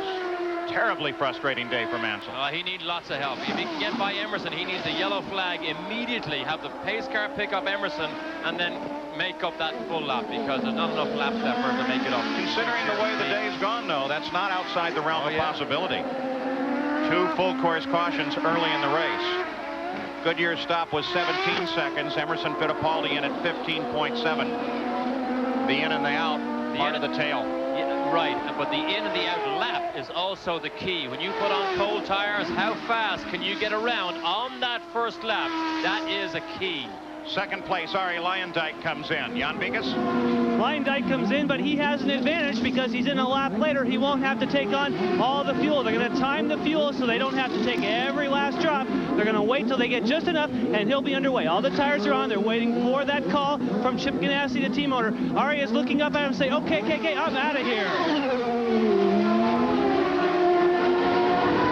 So Ari Luyendyk back into the fight, relinquishing, of course, the lead. And of course, what we need to see is where is Mario. He couldn't make the pass on the racetrack. Perhaps stopping 1 lap later will allow him to make the pass in the pit lane. I believe it will. I think I said the lead, relinquishing 2nd place in doing so. Fittipaldi continues to lead this race. He is full on fuel now. The methanol fuel has fresh tires and will continue on. But you see the sun comes out over the Mid-Ohio Sports Car course. So now the Indy cars have yet another factor to contend with. Brazilian Emerson Fittipaldi continues his lead in the Pioneer Electronics 200. Scott Goodyear from Canada runs in 2nd place, and then Robbie Gordon in 3rd, Raul Boesel in 4th, and Ari Luyendyk now in 5th place, just ahead of Bobby Rahal. So it was actually Mario Andretti who got the bad run during that pit stop, because as you can see, Rahal and Luyendyk got by, but now Mario has Al Unser Jr. all over his rear wing. And Mansell is up to 15th. There's Al Unser Jr. alongside Matsushita. There's Mario. So the fight now is between Mario and Al Jr. Mansell up to 15th place. Still 3 positions before he can earn a PPG point. So different than his previous performances. On a day that would have started potentially with Mansell leaving here with a championship. It will go on at least to Nazareth, perhaps even the final race of the season at Laguna Seca. Al Jr.'s car, you can clearly see it under braking and turn-in, seems to enter and get to the apex faster than some of the other Lolas. That was one of the items that Alan Mertens addressed when he changed the rear geometry on this car to try and keep a better balance all through the apex. It's obviously been successful because since they put this new suspension on the car, Al Jr. has been much happier and much faster. The battle for 7th between Al Unser Jr. and Mario Andretti. Derek, Jan mentioned it early in the going that many of the cars, they've unhooked some of the anti-roll bars. I call them sway bars. Why do they do that here? Well, here this track doesn't have a lot of mechanical grip. That's what you're after when you make the car very soft. Mechanical grip. As Al Jr. slices down the inside of Al. Little Al moves to the inside of Mario. Mario on a nice sweeping approach to the outside, but not fast enough as he breaks down off of that long straight off of the keyhole into the S's, and Al Unser Jr. picks up 7th place. And now seems to have a bit of advantage, a bit of power to pull away. So Al Unser Jr. will set sights on Bobby Rahal, and Rahal isn't that far ahead. He isn't that far ahead, and Al Jr. under these conditions is very good, not prone to making mistakes at all. So the grip that this car seems to enjoy down through the apex of these corners as he peels off into the pit lane. So Al Unser Jr. heads pit side. He's out of the pit sequence. Jan Beekes is there waiting for him. Jan? Paul, he just got that advantage, but he's going to have to relinquish it now that he's in the pits. This shouldn't take too long because being out of that pit sequence, he can take on less fuel than the other runners. They've got the 4 tires on. They're waiting for the time stop on fuel very quick. They're just waiting for the go-ahead from Rick Gauss. He's in there now resetting his computer. He's underway. So Al Unser Jr. back into the fight in 15.4 seconds. In the meantime, on the circuit, Raul Boesel and Robbie Gordon battle for 3rd place. When Jan mentions resetting the computer, every time you take on a new load of fuel, you press a button and zero everything so the fuel countdown starts from 0 again. That's just the information that the driver needs to know how far he will carry and what his fuel consumption is in the race, but you have to have the baseline first. Let's go to Gary Gerould. Paul, remember, Robbie Gordon was among those who elected to come in the earliest on that second and what they hoped would be final pit stop. Lap 58, meaning he had to go 31 laps.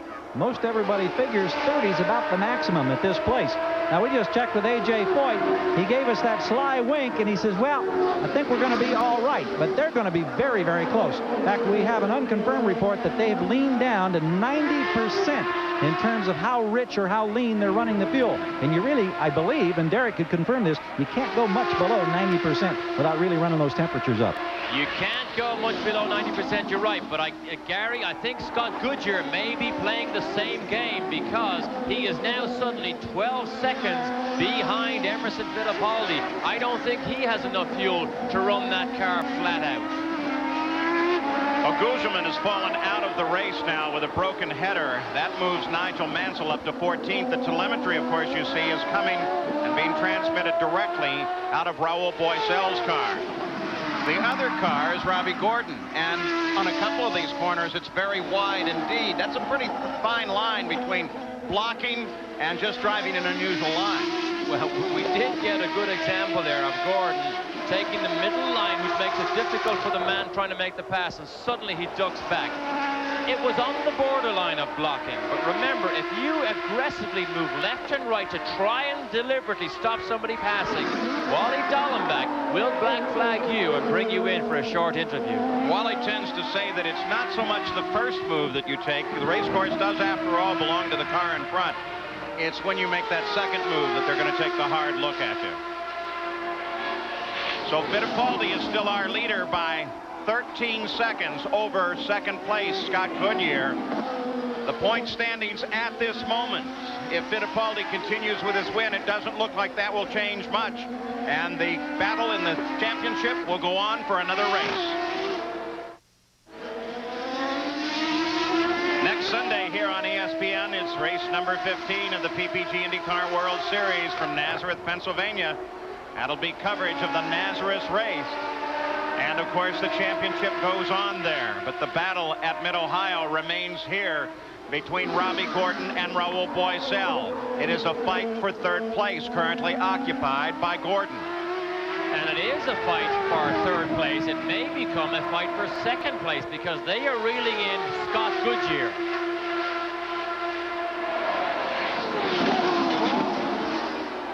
Fight continues, revolving around third place. Fittipaldi still the leader, followed by Goodyear.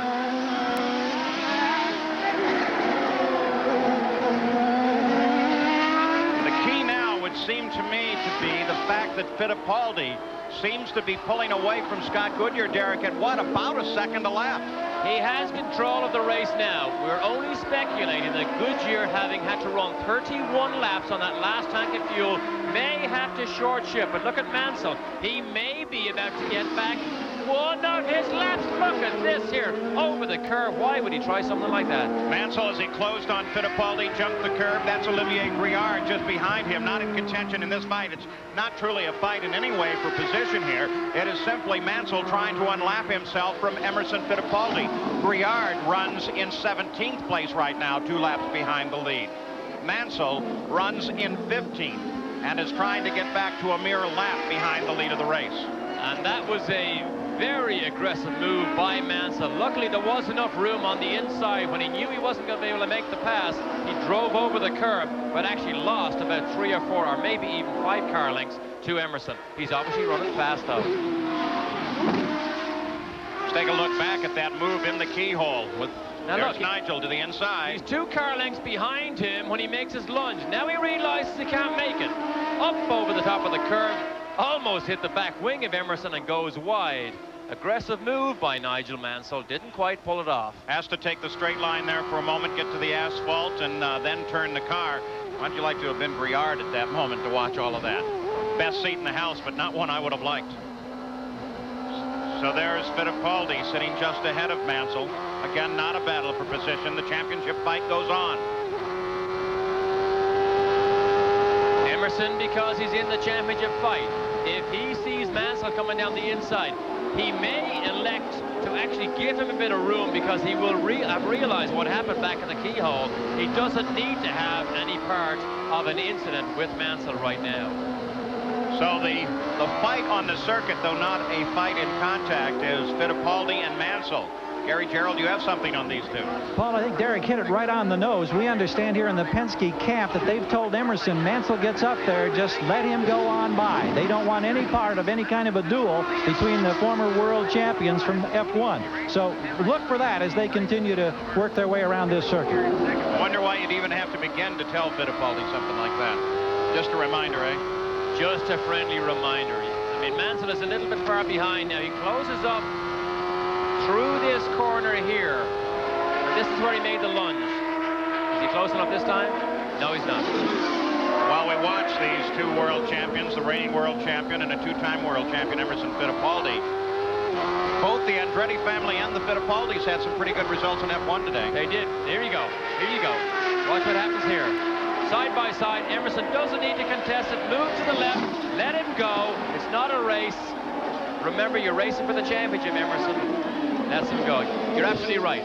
Michael Andretti, we watched him earlier this morning, had a tremendous 3rd place finish up on the podium for the very first time at Monza. And Fittipaldi, 9th? Is that the order? Yes, but we had a scary moment at the end of that race with Fittipaldi's teammate when he flew off the road. Buddy Lazier back on his grass-cutting expeditions as he keeps the engine going, getting it around as that battle between Boesel and Gordon comes past. Now you look back from Mansell and see the leader of the race, Emerson Fittipaldi, but Boesel is managing to continue his fight with Robbie Gordon while Scott Goodyear sits alone in 2nd.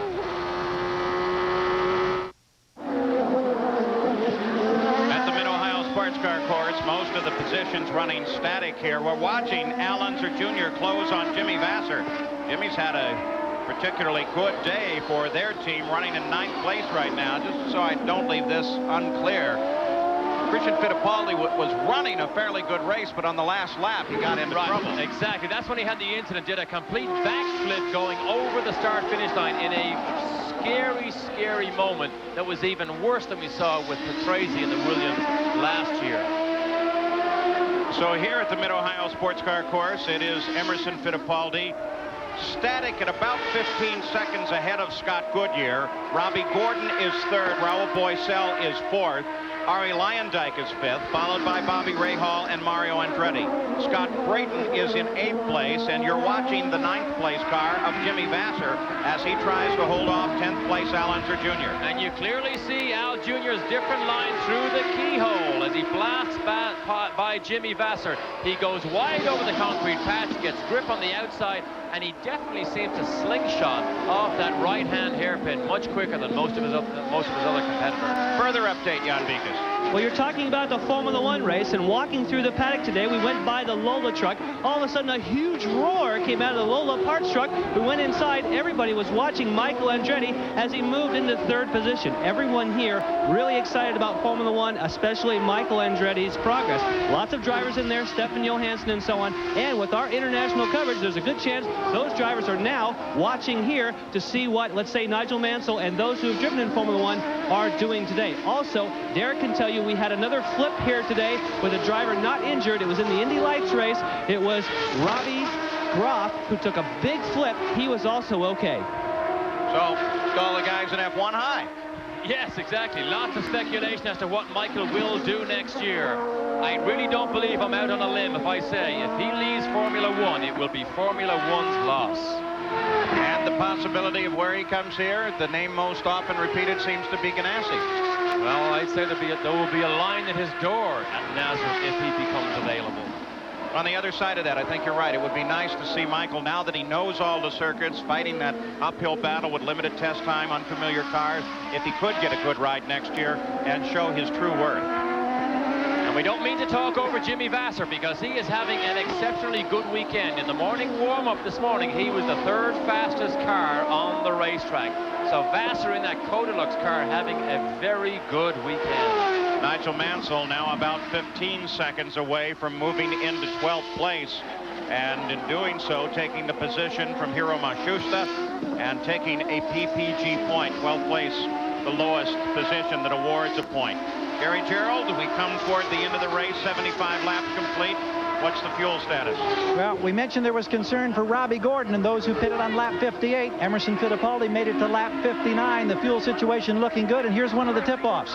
Dave Kiefer, the fueler for Emo, just moments ago took his helmet off. When he takes his helmet off, there's no concern about fuel for Fittipaldi.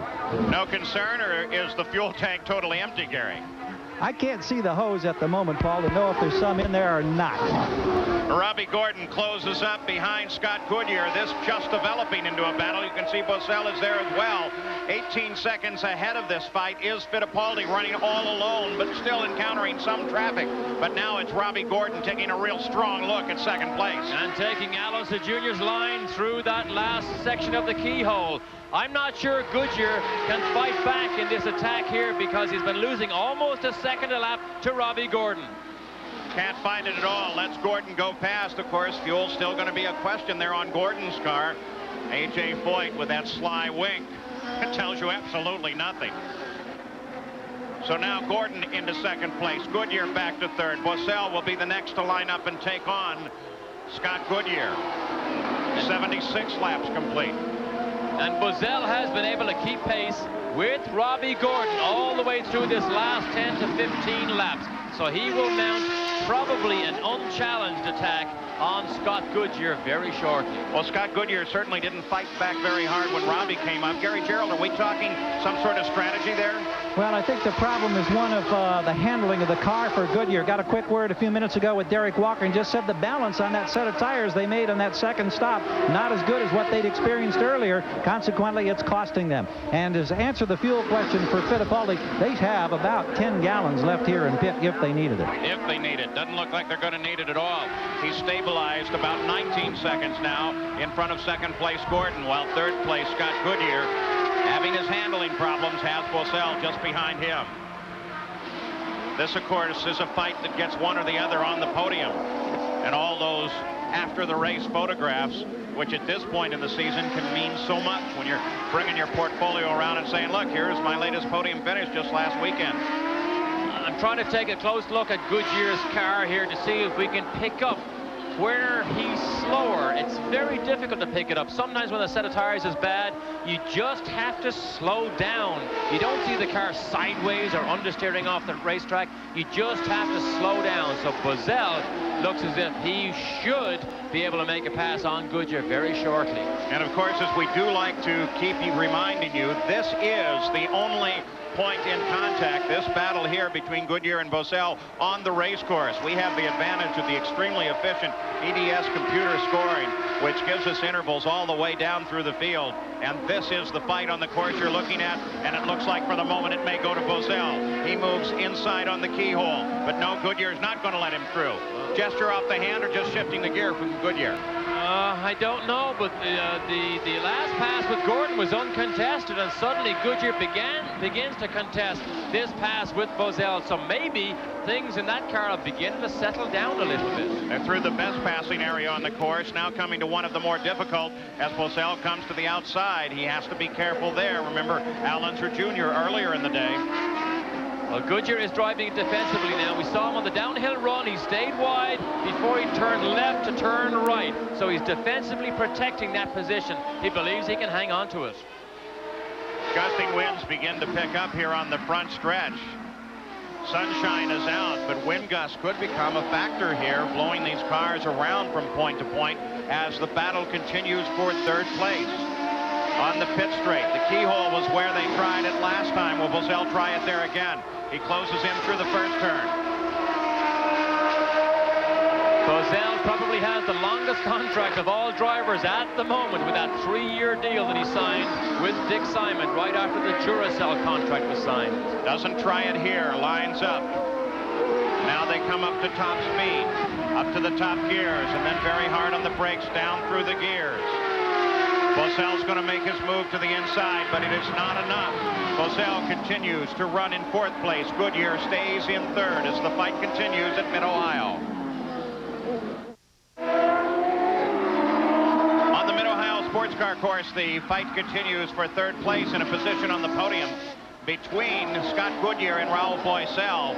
Just a moment ago, Nigel Mansell was able to drive easily around Hiro Matsushita and pick up 12th place and the single point that it offers up in the championship fight. A point that may seem insignificant, but as tight as this battle has become, could make all the difference in the world. You think these tires are still a problem? Fuel, I'm not so sure. Maybe he backed off long enough to save enough fuel, and now he's actually able to put the hammer down again and stave off Raul Boesel. Matter of fact, this battle is coming just a little bit forward toward Robbie Gordon, who is 17 seconds behind Fittipaldi. Fittipaldi has been kind of just waiting station there out in front and taking it very careful. The meantime, in second place is Robbie Gordon.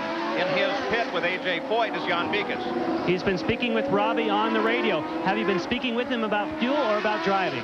Well, mainly been talking to him about driving. Just trying to stay out of trouble because we had first lap, we had a little wing damage, and we adjusted the wings, and just told him to use his head because Fittipaldi's got us covered pretty good, so we just try to bring her home second. Now, we've had reports that you've leaned down the engine. Have you had to do that to make it to the end? No. We haven't had to do nothing to the fuel at all. Great. Thank you, A.J. Okay, judge for yourself. Well, whatever it is a battle that Robbie Gordon is by himself at the moment trying to catch Emerson, but he's in control. But this is where the action is right here. Look at Boesel. He comes to the inside, darts the outside. Goodyear locks the brakes. They have slower traffic, and Lazier ahead of him. Lazier clears the course. Boesel comes out a little bit short on the exchange. But now, again, they run down to the key passing area at Mid-Ohio. There is nothing wrong with Scott Goodyear here. This is just a straight fight, a straight battle for this fourth place, this third place. 82 laps complete by the leader, Fittipaldi. Robbie Gordon chews 1 second off the lap lead of Fittipaldi at the moment.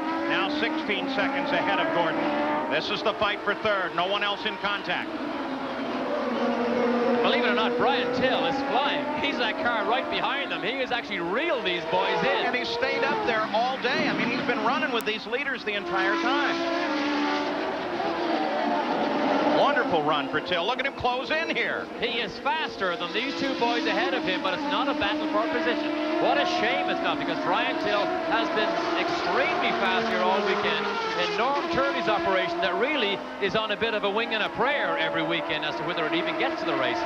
Till had his problem early on, fell 6 laps behind the race, now runs in 18th place, but he continues to match the pace of the leaders.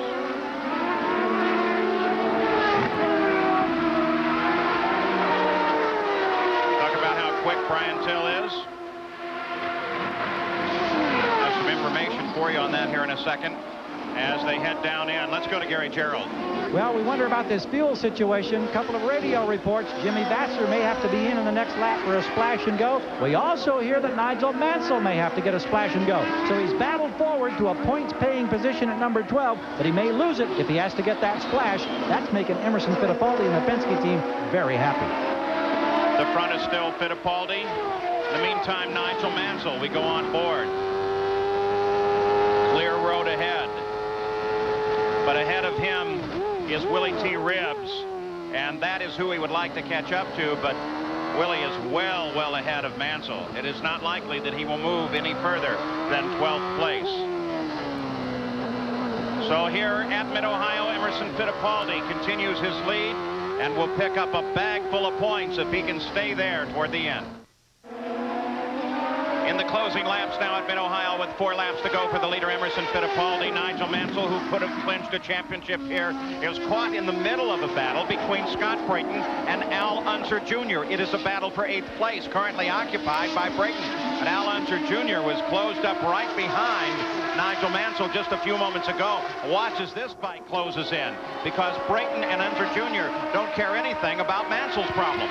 And Al Jr. has been in this catch-up mode all afternoon, but he's constantly in a fight. That is a position that he needs with Brayton. But Ray Hall, he's at the top of the picture there, is only just a little bit ahead of him. Look at Mansell around the outside of Brayton. Almost drops a wheel off. I'm not so sure that he didn't as he comes around the outside, and Brayton has clear track ahead. Of course, Mansell's objective is Willie T. Ribbs ahead on the course, because he'd like to pick up at least one more position, pick up a few points. It doesn't seem likely at the moment, but then Mansell's known for doing unlikely things. And what that does is allow Scott Brayton and Al Unser Jr. to renew their battle as Little Al closes right in on the back end of Scott Brayton. So that fight should pick up here shortly. At the same time, we'll continue to track the progress of Bosell and Scott Goodyear in their revolving battle for 3rd place. They're not head-to-head at the moment. Let's look back through the field for them. And here they come. You can see they are not fighting with one another at the moment. Perhaps they're waiting for a setup on the last lap of this run. But not too far behind these is Ari Lyondike. He has been getting closer and closer all the time, but Mansell does have to take on a splash of fuel. Remember, he's out of the sequence on the stops. Nothing strange here except that he's going to need the fuel, and he's back in. So there's any chance of moving up to 11th. Well, he has certainly driven hard all weekend here. To give you an idea how fast, 115.3 was his fastest lap. The only man faster was Emerson Fittipaldi, 115.6. And there is Fittipaldi, 17 seconds ahead of 2nd place Robbie Gordon, who's had a wonderful day in his own right, as Robbie Gordon runs in 2nd, chased by Scott Goodyear. Boiselle sits in 4th place, and Ari Lyondike sits in 5th. Piece of paper caught to the back of Fittipaldi's car. That doesn't matter. Well, it doesn't matter. Luckily, he didn't get into the front radiator and overheat that car. But Emerson, enjoying a healthy lead, said to me this morning he's had niggling problems that has kept him out of the winner's rostrum for the last 3 or 4 or 5 races. Lost critical momentum at a terrible time in the championship. Maybe that momentum is about to transfer back to Emerson Fittipaldi. 87 laps are now complete for Emerson Fittipaldi as he comes onto the pit straight unchallenged. There comes the white flag as he starts the 89th and final lap. As Teresa Fittipaldi cheers him on. He's not in contest at all, so feel a little safe in showing you that at this point. Robbie Gordon comes across the line 17 seconds behind Fittipaldi in 2nd place on this, the final lap. Constant development on these cars. Gordon Nigel Bennett told me they do 110 days of wind tunnel work per year with this car, with their cars. Next year's car is already being built by the boys in Poole, such as Penske's organization. So Emerson Fittipaldi works his way on the final lap. It'll be 2 years in a row for Emerson Fittipaldi, now the new master of the Mid-Ohio Sports Car Course. But perhaps even more important is he will pick up the 20 laps for the win of the race and a point for leading the most laps. And for Penske, you remember last year where his Winston Cup team won, and so did his IndyCar team with Fittipaldi here last year. Looks like another one of those weekends. Rusty Wallace won last night. Here's Fittipaldi going for his 20th career win. Fittipaldi a full 16 seconds ahead of Robbie Gordon last time across the line, and here he comes. Chevrolet, Fittipaldi, a Penske chassis, and Fittipaldi takes the win and closes in on the championship fight. The fight for the PPG Cup is not over. Robbie Gordon flashes for the line, running in second place. Here is the battle, Boesel and Goodyear, as they come to the line. And Ari Lyondike didn't have enough laps to make a challenge, but I'll tell you what, he was flying in those closing laps, much faster than Goodyear or Boesel. A wonderful run on the Mid-Ohio Sports Car Course. A day that held so much promise for Nigel Mansell ends up rewarding Emerson Fittipaldi with the win and a closure in the points fight. We'll be talking with Emerson Fittipaldi and others in just a moment. The PPG Cup stays alive at the conclusion of the Pioneer Electronics 200 at the Mid-Ohio Sports Car Course. In the points, Nigel Mansell will continue to lead the points with 170, but he has lost in the flow 20 points to Emerson Fittipaldi, who closes in now. Let's go to Gary. Well, here's Emerson Fittipaldi out of the cockpit, the hugs and the kisses from the family. Emerson, they talked in recent races about maybe the fire had been dimming about this whole championship. And the look in your eye says the fire is back. Well, I think it's back, Gary. I'm very pleased. The car, I had a great performance.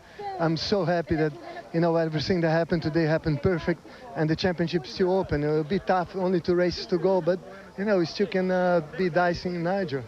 Those last few laps on the radio, I understand they were saying 21 points, 21 points. What were you thinking about at that point when they're reminding you of how much you were gaining on Nigel? Well, I mean, that's great. You know, it happened to me before in Formula One. I think the championship is open to could be open to the last race, and we still can do it.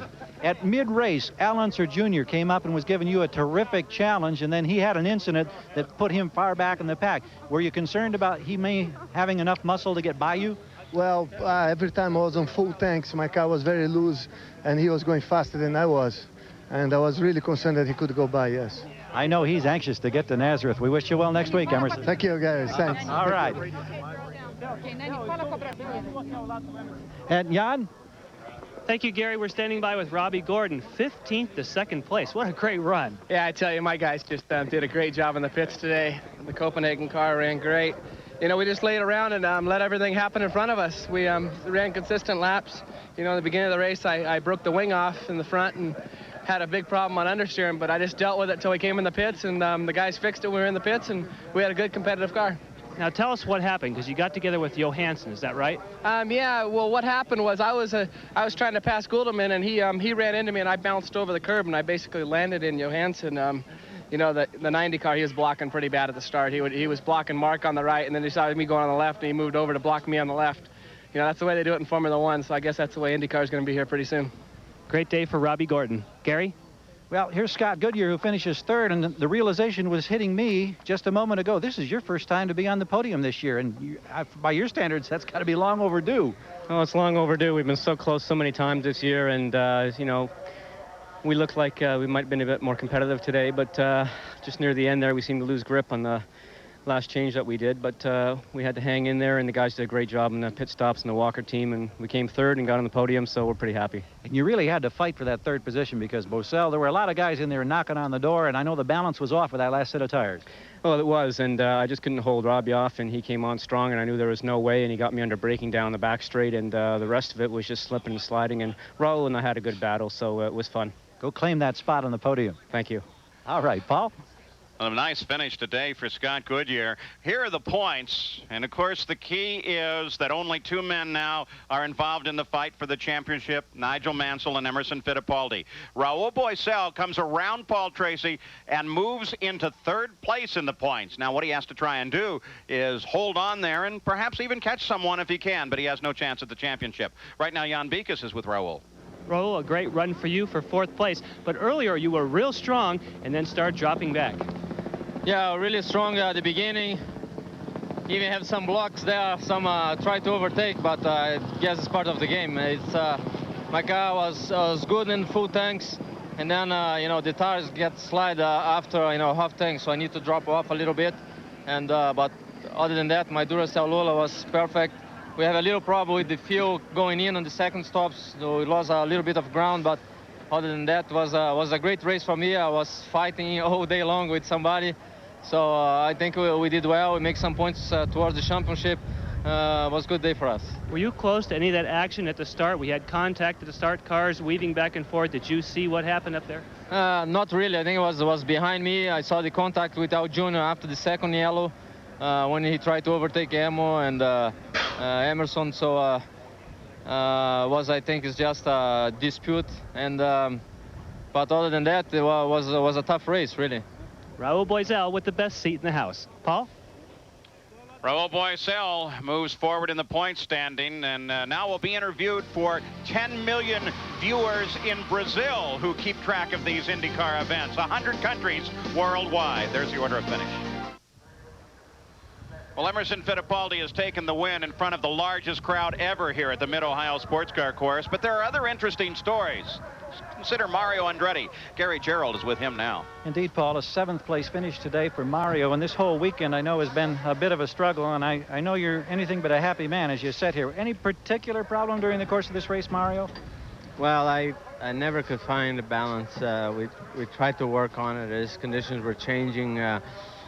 We made one call on tires when it was drizzling not to change tires, and in retrospect, I think it would have been a brilliant call if it would have kept on drizzling.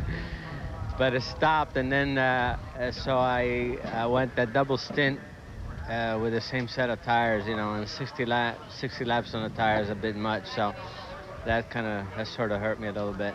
And I just could never find really the balance to do very much. If I had any kind of track position, I might have been able to just hold it, but that's all. On a brighter note, certainly you must be pleased that your son Michael today got his first podium finish at Monza. Yeah, I'm obviously very happy for him. It was a long time coming, and watching the race, he had quite a bit of a go there because he too had some unscheduled stops, and he came back, so I'm really happy for him. He did a good drive. Any word about his future and what he'll be doing next season, Mario?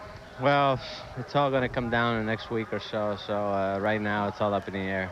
A lot of things to weigh heavy on the Andretti mind. We'll see you at Nazareth. You bet. Thank you. Let's go to Jan. Arie Luyendyk, a 5th place for you today. You were really flying at the end there. Well, I had a good start, and then, Nigel had his problem with I don't know who, and I must have picked up some debris or must have got hit from behind. I never really felt it, and I picked up a puncture, so I had to start dead last, and the car's really working well today. The crew did a great job in the pits, and, if it weren't for a few guys that I really couldn't get by quick enough because I had to work my way through the field, I would have had a lot high finish. So I'm really happy with the 5th place finish today with a Target car. You're very close to the top 3, and let's get back quick up to Paul Page. Oh, Arie Luyendyk with a run that is commendable here today. But what does this set us up for the end of the season? We're going to see maybe some team play now? Well, I think so. We now move to Nazareth, Roger Penske's racetrack. They know that and understand it. They will be very fast there. Paul Tracy no longer in the fight. Maybe now he will help Emerson Fittipaldi all he can to try and catch Nigel Mansell. Take a look down now through the entire final standings in this race, which has given us so much unusual entertainment. The day started where Mansell could have taken the championship. Instead, we will find him fighting now probably to the end of the season in his battle to try and back a world driving title to an IndyCar title. And this man, today's winner, Emerson Fittipaldi, is going to now give it everything he's worth. 2 world champions head to head. And he almost let the championship slip from his grasp because he lost the momentum in the last 3 or 4 races. Perhaps he's grasped it again, and he may make a charge and give us some entertainment. In a season 2 in which the officials and black flags have figured prominently into Emerson Fittipaldi's run. But now here on ESPN, we go to the final 2 races of the season. A week away, it's Nazareth, Pennsylvania. They call it an oval. It's set up like a road course. And then the final race of the season, the first weekend in October, you'll have coverage here on ESPN of the Laguna Seca run. The battle for the championship in the PPG Cup continues. I'm Paul Page saying so long from Mid-Ohio.